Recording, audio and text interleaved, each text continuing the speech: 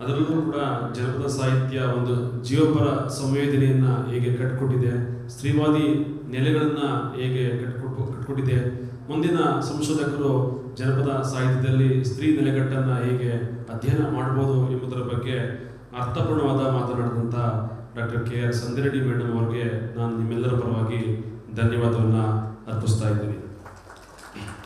ಆಧುನಿಕ ಕನ್ನಡ ಸಾಹಿತ್ಯವನ್ನು ನವೋದಯ, ನವ್ಯ, ಪ್ರಗತಿಶೀಲ, ದಲಿತ ಬಂಡಾಯ ಅಂತ ಬೇರೆ ಬೇರೆ ನೆಲೆಗಟ್ಟಿನಲ್ಲಿ ನೋಡೋದಕ್ಕೆ ಪ್ರಯತ್ನ ಪಟ್ಟಿದ್ದಾರೆ. ಅದಕ್ಕಿಂತ ವಿಭಿನ್ನವಾಗಿ ಇತ್ತೀಚೆಗೆ ಸ್ತ್ರೀವಾದಿ ನೆಲೆಯಲ್ಲಿ ನೋಡೋದಕ್ಕೆ ಕೂಡ ಸ್ತ್ರೀ ವಿಮರ್ಶಕರು ನೋಡ್ತಾ ಇದ್ದಾರೆ ಅಂತ ನೋಡಬೇಕಾಗುತ್ತೆ. ಈ ಹಿನ್ನೆಲೆಯಲ್ಲಿ ಆಧುನಿಕ ಪೂರ್ವ ಕನ್ನಡ ಕಾವ್ಯಗಳಲ್ಲಿ ಸ್ತ್ರೀ ಮತ ಎಂಬ ಉಪನ್ಯಾಸವನ್ನು ನೀಡಲು ವೇದಿಕೆ ಮೇಲೆ ಡಾಕ್ಟರ್ H. ಶಶಿಕಲಾ ಮೇಡಮ್ ಅವರು ಆಸೀನರಾಗಿದ್ದಾರೆ. ಇವರ ಒಂದು ಕಿರುಪರಿಚಯ. ಪ್ರಸ್ತುತ ಇವರು ಬೆಂಗಳೂರು ವಿಶ್ವವಿದ್ಯಾಲಯದ ಕನ್ನಡ ಅಧ್ಯಯನ ಕೇಂದ್ರದಲ್ಲಿ ಪ್ರಾಧ್ಯಾಪಕರಾಗಿ ಸೇವೆ ಸಲ್ಲಿಸ್ತಾ ಇದ್ದಾರೆ. ತೇಜಸ್ವಿ ಅವರ ಸಾಹಿತ್ಯದಲ್ಲಿ ಸಾಂಸ್ಕೃತಿಕ ಗ್ರಹಿಕೆಗಳು ಎಂಬ ವಿಷಯದ ಮೇಲೆ PhD ಸಂಶೋಧನಾ ಪ್ರಬಂಧ ಮಂಡಿಸಿ ಪದವಿಯನ್ನು ಪಡೆದುಕೊಂಡಿದ್ದಾರೆ. UGCಯ ಅನೇಕ ಸಂಶೋಧನಾ ಯೋಜನೆಗಳನ್ನು ಯಶಸ್ವಿಯಾಗಿ ಪೂರ್ಣಗೊಳಿಸಿದ್ದಾರೆ. ರಾಷ್ಟ್ರೀಯ ಅಂತಾರಾಷ್ಟ್ರೀಯ ಮಟ್ಟದ ವಿಚಾರ ಸಂಕಿರಣದಲ್ಲಿ ವಿದ್ವತ್ಪೂರ್ಣ ಸಂಶೋಧನಾ ಪ್ರಬಂಧಗಳನ್ನು ಮಂಡನೆ ಮಾಡಿದ್ದಾರೆ. ರಾಷ್ಟ್ರೀಯ ಅಂತಾರಾಷ್ಟ್ರೀಯ ವಿಚಾರ ಸಂಕಿರಣ ಕಾರ್ಯಗಳಲ್ಲಿ ಸಂಪೂರ್ಣ ವ್ಯಕ್ತಿಗಳಾಗಿ ಭಾಗವಹಿಸುತ್ತಾರೆ. ಸಂಶೋಧನಾ ವಿದ್ಯಾರ್ಥಿಗಳಿಗೆ ಮಾರ್ಗದರ್ಶಕರಾಗಿರುವಂಥ ಇವರು ಏಕಾನೇಕ, ತತ್ವಾಭಿನಯ ನಿಘಂಟು, ನಾಮ ವ್ಯಾಸಂಗ, ಅರ್ಥದಾಚೆಯ ಬೆಳಕು, ಕನ್ನಡ ನುಡಿಯ ಒಡಲು, ಕನ್ನಡ ಕದಂಬರಿ ಲೋಕ ಎಂಬ ಕೃತಿಗಳನ್ನು ಪ್ರಕಟಣೆ ಮಾಡಿರುತ್ತಾರೆ. UGCಯ ಪೋಸ್ಟ್ ಡಾಕ್ಟರಲ್ ಸಂಶೋಧನಾ ಪ್ರಶಸ್ತಿ, BMC ಪ್ರತಿಷ್ಠಾನದ ಸೋ ಎಂ ಅರಗ ಪ್ರಶಸ್ತಿ, ಕರ್ನಾಟಕ ಸಾಹಿತ್ಯ ಅಕಾಡೆಮಿ ಪ್ರಶಸ್ತಿ, DX ಮ್ಯಾಕ್ಸ್ ಕನ್ನಡ ರಾಜ್ಯೋತ್ಸವ ಪ್ರಶಸ್ತಿ, ರೆವರೆಂಡ್ F. ಕಿಟಲ್ ಸಂಶೋಧನಾ ಪ್ರಶಸ್ತಿಯನ್ನು ಇವರು ಪಡ್ಕೊಂಡಿದ್ದಾರೆ. ಈಗ ಇವರು ಆಧುನಿಕ ಪೂರ್ವ ಕನ್ನಡ ಕಾವ್ಯಗಳಲ್ಲಿ ಸ್ತ್ರೀ ಮತ ಎಂಬ ವಿಷಯದ ಕುರಿತು ಉಪನ್ಯಾಸವನ್ನು ನೀಡ್ತಾ ಇದ್ದಾರೆ. ಎಲ್ಲರಿಗೂ ನಮಸ್ಕಾರ. ಇವತ್ತಿನ ಈ ವೇದಿಕೆಯ ವಿಷಯವನ್ನು ಸಾಹಿತ್ಯ ಚರಿತ್ರೆಯಲ್ಲಿ ಬಿಟ್ಟು ಹೋದ ದನಿಗಳನ್ನು ಅರಸುತ್ತಾ ಅನ್ನುವ ಶೀರ್ಷಿಕೆಯ ಕೆಳಗಡೆಗೆ ನನಗೆ ಕೊಟ್ಟಿರ್ತಕ್ಕಂಥದ್ದು ಆಧುನಿಕ ಪೂರ್ವ ಸಾಹಿತ್ಯದಲ್ಲಿ ಸ್ತ್ರೀ ಮತ ಅಂತ. ಈ ವಿಷಯನ ಆರಂಭ ಮಾಡೋದಕ್ಕೆ ಮುನ್ನಡೆ ನಾನು ಒಂದು ನಕ್ಷೆಯನ್ನು ನಿಮ್ಮ ಮುಂದೆ ಮಂಡಿಸಕ್ಕೆ ನಾನು ಇಷ್ಟಪಡ್ತೀನಿ. ಏನಂದರೆ ಆಧುನಿಕ ಪೂರ್ವ ಅಂದರೆ ನಾವು ಎಲ್ಲಿಂದ ತಗೊಳ್ತೀವಿ? ಶೈಕ್ಷಣಿಕ ವಲಯದಲ್ಲಿ ಮುದ್ರಣನ ಹಿಂದೆ ಅಂದರೆ ಸುಮಾರು 18ನೇ ಶತಮಾನದ ಕೊನೆ ಮುದ್ರಣ ಅಂದರೆ 19ನೇ ಶತಮಾನದ ಆರಂಭ. ಈ ಅಭಿಪ್ರಾಯ ಅನ್ನುವುದು ಸ್ತ್ರೀ ತನ್ನನ್ನು ತಾನು ಅಭಿವ್ಯಕ್ತ ಮಾಡಿಕೊಂಡಿರುವಂಥ ಕ್ರಮ ಹೇಗೆ ಅನ್ನುವುದನ್ನು ಗುರುತಿಸ್ಕೊಂಡ್ರೆ, ಎರಡನೇ ಪ್ರಶ್ನೆ, ಯಾಕಾಗಿ ಇದನ್ನು ಗುರುತಿಸ್ಕೊಳ್ತಾ ಇದ್ದೀನಿ? ಇವತ್ತಿನ ದಿನ ಮಹಿಳಾವಾದ, ಸ್ತ್ರೀವಾದ ಅನ್ನುವುದು ಬಹಳ ಮುಂಚೂಣಿಯಲ್ಲಿರ್ತಕ್ಕಂಥದ್ದು.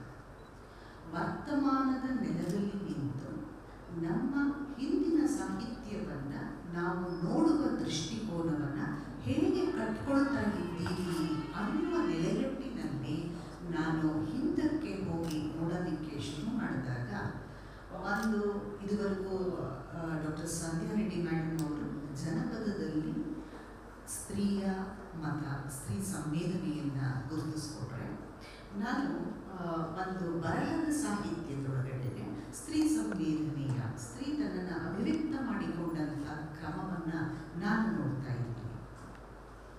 ಮುಖ್ಯವಾಗಿ ಬಿಟ್ಟು ಹೋದ ದನಿಗಳು ಅಂತಿದೆಯಲ್ಲ, ಅವು ಬಿಟ್ಟು ಹೋಗಿಲ್ಲ. ಎಂಥದ್ದೇ ಸಂದರ್ಭದಲ್ಲೂ ಕೂಡ ಜೀವ ತನ್ನ ಮನಸ್ಸನ್ನು ಅದು ದಾಖಲಿಸದೆ ಬಿಡೋದೇ ಇಲ್ಲ. ಅದೇ ಒಂದು ಜೀವದ ಸೃಜನಶೀಲ ಶಕ್ತಿ. ಹೆಣ್ಣು ಕೂಡ ಎಷ್ಟೆಲ್ಲ ಸಂಕಟಗಳ ಮಧ್ಯದೊಳಗಡೆಗೂ ಕೂಡ ತನ್ನನ್ನು ತಾನು ಅಭಿವ್ಯಕ್ತಿ ಮಾಡಿಕೊಳ್ಳುವ ದಾರಿಗಳನ್ನು ಅವಳು ಹುಡುಕೊಂಡೇ ಹುಡುಕೊಂಡಿಲ್ಲ.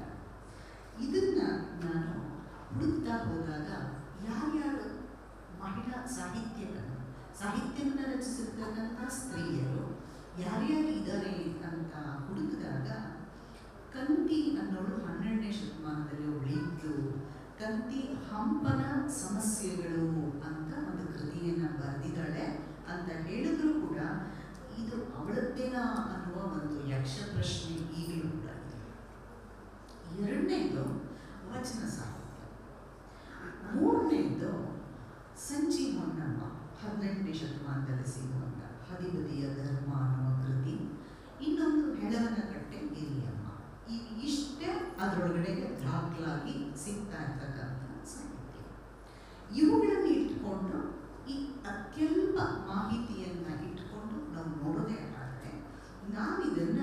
ಯಾವ ಮಾದರಿನಲ್ಲಿ ಗುರುತಿಸ್ಕೊಂಡೆ ಅಂತ ಹೇಳಿದ್ರೆ 2 ಪ್ಯಾಟ್ರನ್ಗಳು ನನ್ನ ಮುಂದೆ ಸಿಕ್ತು ಇಡೀ ಆ ಸಾಹಿತ್ಯವನ್ನು ಇಟ್ಕೊಂಡು ನೋಡಿದಾಗ. ಒಂದು ಸ್ವಾನುಭವದ ನೆಲೆ, ಇನ್ನೊಂದು ಕಾವ್ಯಾತ್ಮಕತೆಯ ನೆಲೆ.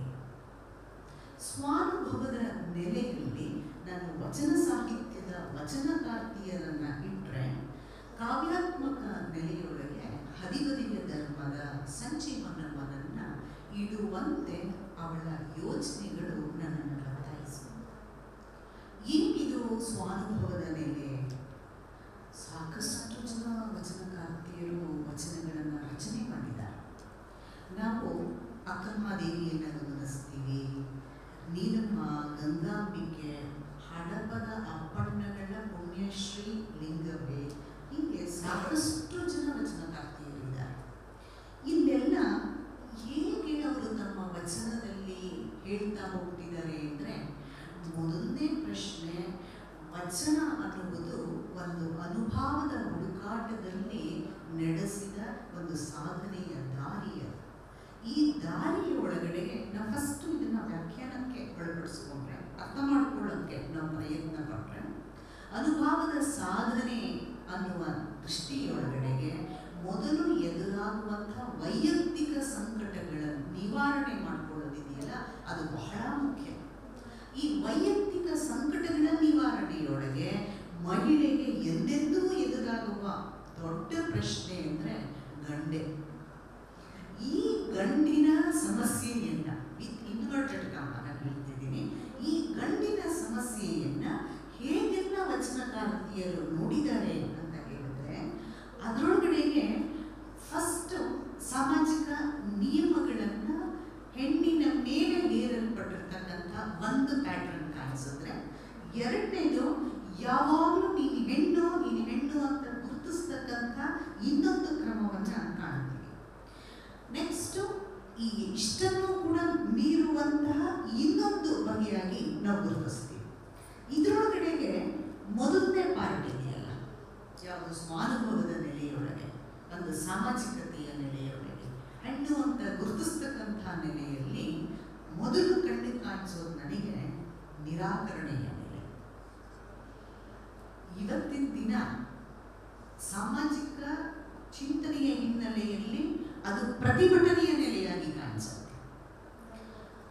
ಶೋಷಣೆಯ ವಿರುದ್ಧ ದನಿಯೆತ್ತುವ ಒಂದು ಮಾದರಿಯಾಗಿ ಇವತ್ತು ಕಾಣಿಸಿದ್ರೆ, ವಚನ ಸಾಹಿತ್ಯದಲ್ಲಿ ವೈಯಕ್ತಿಕ ನೆಲೆಯ ಸಾಧನೆಯ ಹಿನ್ನೆಲೆಯೊಳಗೆ ನೀವೇನು ನನ್ನ ಹೆಣ್ಣು ಅನ್ನೋದು, ಹೆಂಡತಿ ಅನ್ನೋದು, ಇದನ್ನ ವಿರೋಧಕ್ಕಿಂತ ಅದನ್ನು ತಿರಸ್ಕರಿಸೋದೆ.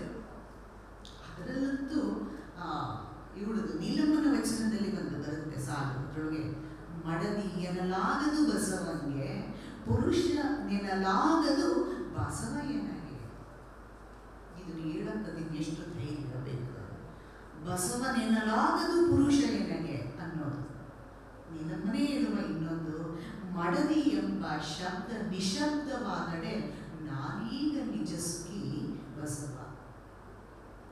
ಮಡದಿ ಅನ್ನುವ ಪದವೇ ನನಗೆ ಕೇಳಿಸ್ಕೊಳ್ಳೋಕೆ ಇಷ್ಟ ಇಲ್ಲ ಅಂತ ಹೇಳುವುದರೊಳಗಡೆಗೆ, ನೀವು ಮಡದಿ ಏನು ಹೇಳ್ತಿದ್ದೀರೋ ಅದು ಕೇವಲ ಮಡದಿ ಅಲ್ಲ, ಅದು ಅದರ ಹಿಂದೆ ಇರ್ತಕ್ಕಂಥ ಸಾಮಾಜಿಕ ಚೌಕಟ್ಟು, ಅದನ್ನು ನಿರಾಕರಿಸುವಂಥ ರೀತಿ ಕಾಣಿಸುತ್ತೆ. ಪುರುಷ ಪ್ರಧಾನ ನೆಲೆಯ ಮೊದಲ ಎಳೆಗಳನ್ನ ಇವರು ಎದುರಿಸ್ತಾ ಇರ್ತಕ್ಕಂಥ ಕ್ರಮ, ಅದನ್ನ ನಿರಾಕರಿಸ್ತಾ ಇರೋದ. ಪುರುಷ ಪ್ರಧಾನ ವ್ಯವಸ್ಥೆ ಅನ್ನುವ ವೈರುಧ್ಯದ ನೆಲೆಯಲ್ಲಿ ನಿಂತು ನೋಡ್ತಾ ಇರುವ ನಮಗೆ, ಪುರುಷ ಮೊದಲು ಹೆಂಡತಿ ಅನ್ನುವ ಸ್ಥಾನವನ್ನ ಒಂದು ಹೆಣ್ಣಿಗೆ ಕೊಟ್ಟ ತಕ್ಷಣವೇ ಅಲ್ಲೊಂದು ಖಚಿತವಾದಂತಹ ಒಂದು ಸ್ಥಾನದ ಚೌಕಟ್ಟು ನಿರ್ಮಾಣ ಆಗೋಗುತ್ತೆ. ಹೆಣ್ಣು ಆ ಚೌಕಟ್ಟಿನ ಒಳಗಡೆನೇ ತನ್ನನ್ನು ನಾನು ಎಂದೆಂದೂ ಗುರುತಿಸ್ಕೊಳ್ಬೇಕು ಅಂತ ಹೇಳುವ, ಹಾಗೆಯೇ ಇನ್ನೊಂದು ದಿಕ್ಕಿನಿಂದ ಹೆಣ್ಣು ಕೂಡ ತಾನು ಹೆಂಡತಿ ಅನ್ನುವ ಚೌಕಟ್ಟಿನಲ್ಲಿಯೇ ತನ್ನನ್ನು ತಾನು ಕಾಣಬೇಕು ಅನ್ನುವುದನ್ನ ರೂಪಿಸಿಕೊಳ್ಳುವಂತಹ ನೆಲೆಗಳು ಕಾಣಿಸ್ತವಲ್ಲ, ಇದನ್ನ ಅನುಭವದ ನೆಲೆಯಲ್ಲಿ ನಿಂತು ನೋಡುವ ವಚನಕಾರ್ತಿಯರು ನಿರಾಕರಿಸ್ತಾರೆ. ಎರಡನೇದು, ಪುರುಷ ಪ್ರಧಾನ ಸಮಾಜ ಹೆಣ್ಣಿನ ದೇಹಕ್ಕೆ ಬಹಳ ಮಹತ್ವ ಕೊಟ್ಟು ದೇಹದಿಂದನೇ ಹೆಣ್ಣನ್ನು ಗುರುತಿಸಲ್ಪಡುವಂಥದ್ದು ಯಾವಾಗಲೂ ಸಂಬಂಧಗಳ ನೆಲೆಯಿಂದನೇ ಹೆಣ್ಣನ್ನು ಗುರುತಿಸಲ್ಪಡ್ತಕ್ಕಂಥದ್ದು ಇದೆಯಲ್ಲ, ಆ ದೇಹದ ನಿರಾಕರಣೆಯೂ ಕೂಡ ಕಾಣಿಸುತ್ತೆ. ಅದರಲ್ಲಂತೂ ನೀಲಮ್ಮನ ಒಂದು ವಚನ ಎಷ್ಟು ಚೆನ್ನಾಗಿ ಇದೆ ಅಂತ ಹೇಳಿದ್ರೆ, ಅಂಗನೆಯ ಸಂಗವ ಮಾಡಿಹೇನು ನಾನು ಅಂತ ತನಗೆ ತಾನೇ ಹೇಳ್ಕೊಳ್ತಾರೆ. ಅಂಗನೆಯ ಸಂಘ ಪುರುಷ ಅಲ್ಲ ಮಾಡೋದು, ಹೆಣ್ಣಾಗಿರುವ ನಾನೇ ಅಂಗನೆಯ ಸಂಘವನ್ನ ಮಾಡ್ತಾ ಇದ್ದೀನಿ ಅಂತ. ಇನ್ನೊಂದು, ಅಂಗದ ಸಂಘವ ಹೀಗಿ ಅಂಗವಳಿದೇನಯ್ಯ, ಅಂಗ ಒಳಗಿ ನಿರಂಗಿಯಾದೇನು. ಏನ್ ನೀವು ದೇಹ ದೇಹ ಅಂತ ಹೇಳ್ತಿದ್ದೀರಲ್ಲ, ಆ ದೇಹದ ಬಗೆಗೇನೆ ನನಗೆ ಆಸಕ್ತಿ ಇಲ್ಲ, ಅದನ್ನೇ ನಾನು ಕಳ್ಕೊಳ್ತಾ ಇದ್ದೀನಿ ಅಂತ. ಇದು ನನ್ನ ದೇಹ ಅಂತ ಅಷ್ಟೇನೆ ಹೇಳ್ತಿಲ್ಲ, ಜೊತೆಗೆ ಒಂದು ಕುರುಹುಗಳನ್ನ, ಒಂದು ದೇಹದೊಡನೆ ಗುರುತಿಸುವ ಕುರುಹುಗಳಿದೆಯಲ್ಲ, ಇದರ ನಿರಾಕರಣೆಯು ಕೂಡ ಬಹಳ ಗಟ್ಟಿಯಾದಂತಹ ಧ್ವನಿಯಾಗಿ ವಚನಕಾರ್ತಿಯಲ್ಲಿ ಕಾಣಿಸುತ್ತೆ. ಮೂಡಿಗೆ ಮಹಾದೇವಿಯನ್ನು ನೋಡಿದ್ದಾಳೆ ವಚನಕಾರ್ತಿ. ಅವಳಲ್ಲಿ ಒಂದೇ ಒಂದು ವಚನ ಕಾಣಿಸುತ್ತೆ. ಆ ವಚನದಲ್ಲಿ ಹೇಳೋದೇನು ಅಂದ್ರೆ, ನಿಮ್ಮ ಭಕ್ತಿ ಸೂತ್ರದಿಂದ ಎನ್ನ ಸ್ತ್ರೀ ಜಾತಿ ನಿಮ್ಮ ಶ್ರೀಪಾದದಲ್ಲಿ ಅಡಗಿತ್ತು. ಸ್ತ್ರೀ ಜಾತಿ ಅನ್ನೋದನ್ನೇ ಅವಳು ನಿಮ್ಮ ಶ್ರೀಪಾದದಲ್ಲಿ ನಾನು ಕಳ್ಕೊಂಡಿದ್ದೀನಿ. ನಾನು ಹೆಣ್ಣುತನವನ್ನೇ ನಾನು ಕಳ್ಕೊಳ್ಳುವ ಈ ಗುಣ ಅನ್ನೋದಿದೆಯಲ್ಲ, ಈ ನಿರಾಕರಣೆಯ ನೆಲೆ ಕಾಣಿಸುತ್ತೆ. ಇನ್ನೊಂದು ಮಾದರಿ ಕಾಣಿಸ್ತು ನನಗೆ, ಗುರುತಿಸ್ತಾ ಹೋದ ಹಾಗೆ ಇನ್ನೊಂದು ಪ್ರಶ್ನಿಸೋದು. ಇಲ್ಲಿ ಗಮನಿಸಿ, ನೀವು ಪ್ರಶ್ನಿಸೋದಿಲ್ಲ. ಎರಡನೇದ್ರೊಳಗೆ ಪ್ರಶ್ನಿಸೋ ಕ್ರಮ ಇದೆಯಲ್ಲ, ಅದರೊಳಗಡೆಗೆ ಮೂಡಿಗೆ ಮಹಾದೇವಿ ವರ್ಣಾಶ್ರಮವನ್ನ ಕುರಿತು ಏನ್ ಮಾತಾಡ್ತಾ ಇದ್ದಾರೆ.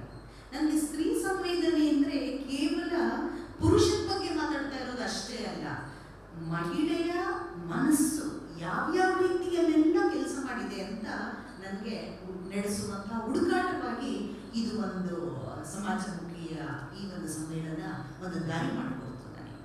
ಹಾಗೆ ಮಾಡಿದಾಗ ಅಮ್ಮಗೆ ರಾಯಮ್ಮನು ಕೂಡ ಈ ವರ್ಣಾಶ್ರಮದ ಬಗ್ಗೆ ಹೇಳ್ತಾಳೆ, ಕುಲವನ್ ಅತಿಗಳವಂಗೆ ಕುಲದ ಹಂಗೆ ಕೈಯ, ಬಲ್ಲೆನೆಂಬವಂಗೆ ಗೆಲ್ಲದ ಸೋಲದ ಹಂಗೆ ಕೈಯ, ಅಮುಗೇಶ್ವರನೆಂಬ ಲಿಂಗವನರಿದ ಶರಣಂಗೆ ಈ ಸಮಾಜದ ಹಂಗೆ ಕೈಯ ಅಂತ ಹೇಳ್ತಾ ಇನ್ನೊಂದು ಮಾತು, ಶೀಲವಂತನಾಡ್ತಡೆ ಜಾತಿಯ ಹಂಗ ಬಿಡಬೇಕು. ಇಲ್ಲಿ ವರ್ಣಾಶ್ರಮವನ್ನ ಕುರಿತು ಇವರು ಮಾತಾಡ್ತಾ ಮೂಡಿಗೆ ಮಹಾದೇವಿಯ ಸುಮಾರು 70 ವಚನ ಇದೆ ಮೂಡಿಗೆ ಮಹಾದೇವಿನಲ್ಲಿ.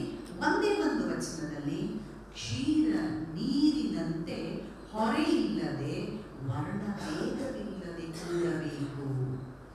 ಒಂದು ಸಂಬಂಧದಲ್ಲಿ ಹೇಗಿರಬೇಕು ಅಂದ್ರೆ ವರ್ಣ ಭೇದವಿಲ್ಲದೆ ನಾವು ಕೂಡಬೇಕು ಅನ್ನುವಾಗ ಅದನ್ನ ದಾಟಬೇಕಾಗಿರ್ತಕ್ಕಂಥದ್ದನ್ನ ಹೇಳ್ತಾರೆ. ಇವೆಲ್ಲವೂ ಕೂಡ ಬಿಟ್ಟು ಹೋದ ದನಿಗಳಲ್ಲ, ತಮ್ಮನ್ನ ತಾವು ದಾಖಲು ಮಾಡಿಕೊಂಡಿರುವ ದನಿಗಳಾಗಿದೆ. ಪುಣ್ಯ ಸ್ತ್ರೀ ಕಳಪೆ, ಅವಳು ಉರಿಲಿಂಗ ಬೆದ್ದಿಯ ಮಡದಿ. ಅವಳು ಮಾತು ಹೇಳ್ತಾಳೆ, ಅವರೆಂದು ಕೀಳು ಜಾತಿಯಾದರೂ ಜಾತಿಗಳು ನೀವೇಕೆ ಕೀಳಾಗಿರೋ. ಅದೇ ನಮ್ಮ ವಚನ.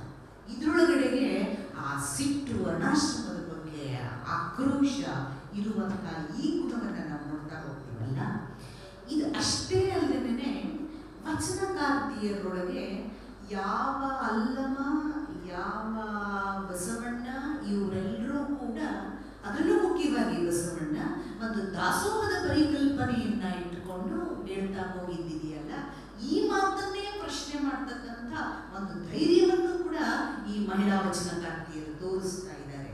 ಅದರಲ್ಲೂ ಕೂಡ ಆಯ್ದಕ್ಕಿ ಲಕ್ಕಮ್ಮನಲ್ಲಿರುವಂಥ ಒಂದು ವಚನವನ್ನು ಗಮನಿಸಿ, ಮಾಡುವ ಮಾಟವುಳ್ಳನ್ನಕ್ಕ ಬೇರೊಂದು ಪದವನ ಅರಸಲಿಕ್ಕೆ ದಾಸೋಹವೆಂಬ ಸೇವೆಯ ಬಿಟ್ಟು ಮೀಸಲಾರದೆ. ಅದನ್ನ ಬಿಟ್ಟು ನಿಮಗೆ ಯೋಚನೆ ಮಾಡಕ್ಕೆ ಬರಲ್ವೇ? ಈ ತರದ ಸುತ್ತಮುತ್ತ, ಈ ಚರಿತ್ರೆಯ ಸುತ್ತಮುತ್ತ ಅಂದ್ರೆ ಈ ಪರಿಕಲ್ಪನೆಗಳ ಸುತ್ತಮುತ್ತ ಓಡಾಡೋದ್ರೊಳಗೇನೆ ನೀವು ನಿಮ್ಮನ್ನ ಕಳೆದು ಹೋಗ್ತೀರಾ, ಕಳ್ಕೊಂಡ್ಬಿಡ್ತೀರಾ ಅಂತ ಹೇಳ್ತಾ ಇರೋದ್ರೊಳಗೆ ಅವಳಿಗೆ ಈ ಸೇವೆಯ, ದಾಸೋಹ ಸೇವೆಯ ಬಿಟ್ಟು ಮೀಸಲಾರದೆ ಅನ್ನುವಾಗ ಕೈಲಾಸವೆಂಬ ಎಂಬ ಆಸೆ ಬೇಡ. ಅದೇನು ಕಾಯಕವೇ ಕೈಲಾಸ ಅನ್ನೋ ಒಂದು ಸ್ಟೇಟ್ಮೆಂಟ್ ಇದೆಯಲ್ಲ, ಅದ್ರ ಬಗ್ಗೆ ಒಂದು ಪ್ರಶ್ನೆಯನ್ನು ಹುಟ್ಟುತ್ತೆ. ಅದು ಕಾಯಕವೆಂಬ ಕೈಲಾಸವೋ ಕಾಯವೆಂಬ ಕೈಲಾಸವೋ ಅನ್ನೋ ಪ್ರಶ್ನೆನೂ ಕೂಡ ಇದೆ ಅದರೊಳಗಡೆ. ಸೊ ಇಂಥ ಮಾತುಗಳನ್ನ ಆಡುವಾಗ ವಚನಕಾರ್ತಿಯರಲ್ಲಿ ಕೇವಲ ಪುರುಷನನ್ನ ಪ್ರಶ್ನೆ ಮಾಡುವ, ಪುರುಷ ಕೊಟ್ಟಂತಹ ತನ್ನ ದೇಹದ ಬಗ್ಗೆ, ತನ್ನ ಸಾಮಾಜಿಕ ನೆಲೆಯ ಬಗ್ಗೆ ಅದನ್ನು ಒಪ್ಪಿಕೊಳ್ಳುವ ಅಥವಾ ನಿರಾಕರಿಸುವುದರಲ್ಲಿ ನೀವೇನು ನನಗೆ ಹೀಗಿರಬೇಕು ಅಂತ ಹೇಳೋದು ಅನ್ನುವುದನ್ನೇ ಪಕ್ಕಕ್ಕಿಟ್ಟು ತನ್ನನ್ನು ತಾನು ರೂಪಿಸಿಕೊಳ್ಳುವ ಸ್ವಂತಿಕೆ ಕಾಣಿಸ್ತಾ ಇದೆ. ಈ ಸ್ವಂತಿಕೆಯೊಳಗೆ ನನಗೆ ತುಂಬಾ ಮುಖ್ಯವಾಗಿರೋದು ಆತ್ಮವಿಶ್ವಾಸದ ಧ್ವನಿಯಲ್ಲಿರುವ ವಿಮರ್ಶೆ. ಈ ಆತ್ಮವಿಶ್ವಾಸ ಒಂದು ಕಡೆ ಆದರೆ, ಇನ್ನೊಂದು ಕಡೆಗೆ ಯಾರಲ್ಲಿ ಅನುಭವ ಪ್ರಧಾನವಾಗ್ತಾ ಹೋಗುತ್ತೋ ಅಂಥವರೊಳಗಡೆಗೆ ಈ ಥರದ ಪ್ರಶ್ನೆ ಕೂಡ ಮಾಡೋದಿಲ್ಲ. ಯಾವುದನ್ನ ಈ ಮಡದಿ ಅನ್ನೋದು ಅಥವಾ ಸಾಮಾಜಿಕತೆ ಅನ್ನೋದು, ಸ್ತ್ರೀ ಅನ್ನೋದು, ಈ ಏನೇನನ್ನ ಕುರಿತು ನಾವು ಹೇಳ್ತಿದ್ದೀವೋ ಇದು ಯಾವುದ್ರ ಬಗ್ಗೆ ನಾವು ಪ್ರಶ್ನೆನೇ ಮಾಡಲ್ಲ. ಏನದ್ರ ಬಗ್ಗೆ ಇಲ್ಲವೇ ಇಲ್ಲ. ಅಲ್ಲಿ ಅನುಭವ ಪ್ರಧಾನ ಆಗ್ತಾ ಹೋದ ಹಾಗೆ, ಸಾಧನೆ ಮುಖ್ಯ ಆಗ್ತಾ ಹೋದ ಹಾಗೆ ಇಂಥ ದನಿಗಳು ತಣ್ಣಗಾಗ್ತಾ ಹೋಗ್ತಿರೋದು ವಚನದಲ್ಲಿ ಕಾಣಿಸುತ್ತೆ. ಅದು ಮಹಿಳೆಯರ ವಚನಗಳಲ್ಲಿ ಇದು ಕಾಣಿಸ್ತಾ ಇದೆ. ಹಡಪದ ಪಣ್ಣನ ಪುಣ್ಯ ಸ್ತ್ರೀ ಲಿಂಗಮ್ಮನ ವಚನ, ಮೋಳಿಗೆ ಮಹಾದೇವಿಯ ವಚನ, ಅದರಲ್ಲಂತೂ ಹಡಪದ ಪುಣ್ಯ ಸ್ತ್ರೀ ಲಿಂಗಮ್ಮನ ವಚನದೊಳಗಡೆಗೆ ಒಂದೇ ಒಂದು ವಚನಕ್ಕೂ ಕೂಡ ಸ್ತ್ರೀತ್ವದ ಬಗ್ಗೆನೂ ಇಲ್ಲ, ಸಾಮಾಜಿಕತೆಯೂ ಬಗ್ಗೆ ಇಲ್ಲ. ಸಂಪೂರ್ಣ ಅವಳ ಸಾಧನೆಯ ಬಗ್ಗೆನೇ ಇದೆ, ಅವಳ ಅನುಭವದ ಸಾಧನೆಯ ಬಗ್ಗೆನೇ ಇದೆ. ಏನಂತ ಹೇಳ್ತಾಳೆ ಅವಳು? ಕಾಣಬಾರದ ಕದಳಿಯಲ್ಲೊಂದು ಮಾಣಿಕ ಹುಟ್ಟಿದ್ದು ಇದಾರಿಗೂ ಕಾಣಬಾರದು. ಅವಳ ಸಾಧನೆ ಎಷ್ಟು ಶಿಖರವನ್ನ ಮುಟ್ಟುತ್ತಾ ಇದೆ ಅನ್ನುವಂಥದ್ದು. ನೋಡುವೆಡೆ ನೋಟವಲ್ಲ, ತಾನು ಕಂಡುಕೊಂಡಿರುವ ಅನುಭವ ಹೇಗಿದೆ, ಕೇಳುವೆಂದೊಡೆ ಕಿವಿಯಲ್ಲ. ಇಂಥ ವಚನಗಳಲ್ಲಿ ಯಾರ್ದು ನಾನು ಪ್ರತಿಯೊಬ್ಬರದನ್ನು ಪರಿಶೀಲನೆ ಮಾಡ್ಕೊಂಡು ಬಂದೆ. ಅಕ್ಕ ಮಹಾದೇವಿನಲ್ಲಿ ವೈಯಕ್ತಿಕ ತಳಮಳ ಜಾಸ್ತಿ ಕಾಣಿಸಿ, ಅಲ್ಲಲ್ಲಿ ಸಮಾಜದ ಬಗೆಗಿನ ಎಚ್ಚರದ ವಿಮರ್ಶಾತ್ಮಕ ಧ್ವನಿ ಕಾಣಿಸಿದ್ರೆ, ಇಂಥವರ ವಚನಗಳೊಳಗಡೆಗೆ ಈ ಸಾಮಾಜಿಕತೆ ಬಗ್ಗೆ ಮಾತಾಡೋದಕ್ಕಿಂತ ತನ್ನ ಅನುಭವದ ಸಾಧನೆಗಳಲ್ಲಿ ತೊಡಗಿ ತಾನು ಸಾಧನೆ ಮಾಡ್ತಾ ಹೋಗ್ತಾ ಇರುವುದರೊಳಗಡೆ ಇರುವಂತಹ ಒಂದು ಫಲಿತವನ್ನು ನಾವು ಅದರೊಳಗೆ ಕಾಣ್ತೀವಿ. ಸುಮಾರು ಇವಳದ್ದು ಲಿಂಗಮ್ಮನ ವಚನ 114 ಇದೆ. ಇದರಲ್ಲಿ ಸಾಧನೆಯ ದಾರಿಯ ವಿವಿಧ ರೂಪಗಳಿದೆ, ಸಾಧನೆಯ ಫಲಿತದ ವೈವಿಧ್ಯತೆ ಇದೆ. ಆದರೆ ಎಲ್ಲೂ ನಾನೊಂದು ಹೆಣ್ಣಾಗಿ ನನ್ನನ್ನು ನಾನು ನೋಡ್ಕೊತಿದ್ದೀನಿ, ಸಮಾಜ ಹೇಳ್ತಿರುವಂಥ ಈ ಹೆಣ್ತನವನ್ನೇ ನನ್ನದಾಗಿ ಮಾಡ್ಕೊತಿದ್ದೀನಿ, ಅದೆಲ್ಲೂ ಕಾಣೋದೇ ಇಲ್ಲ.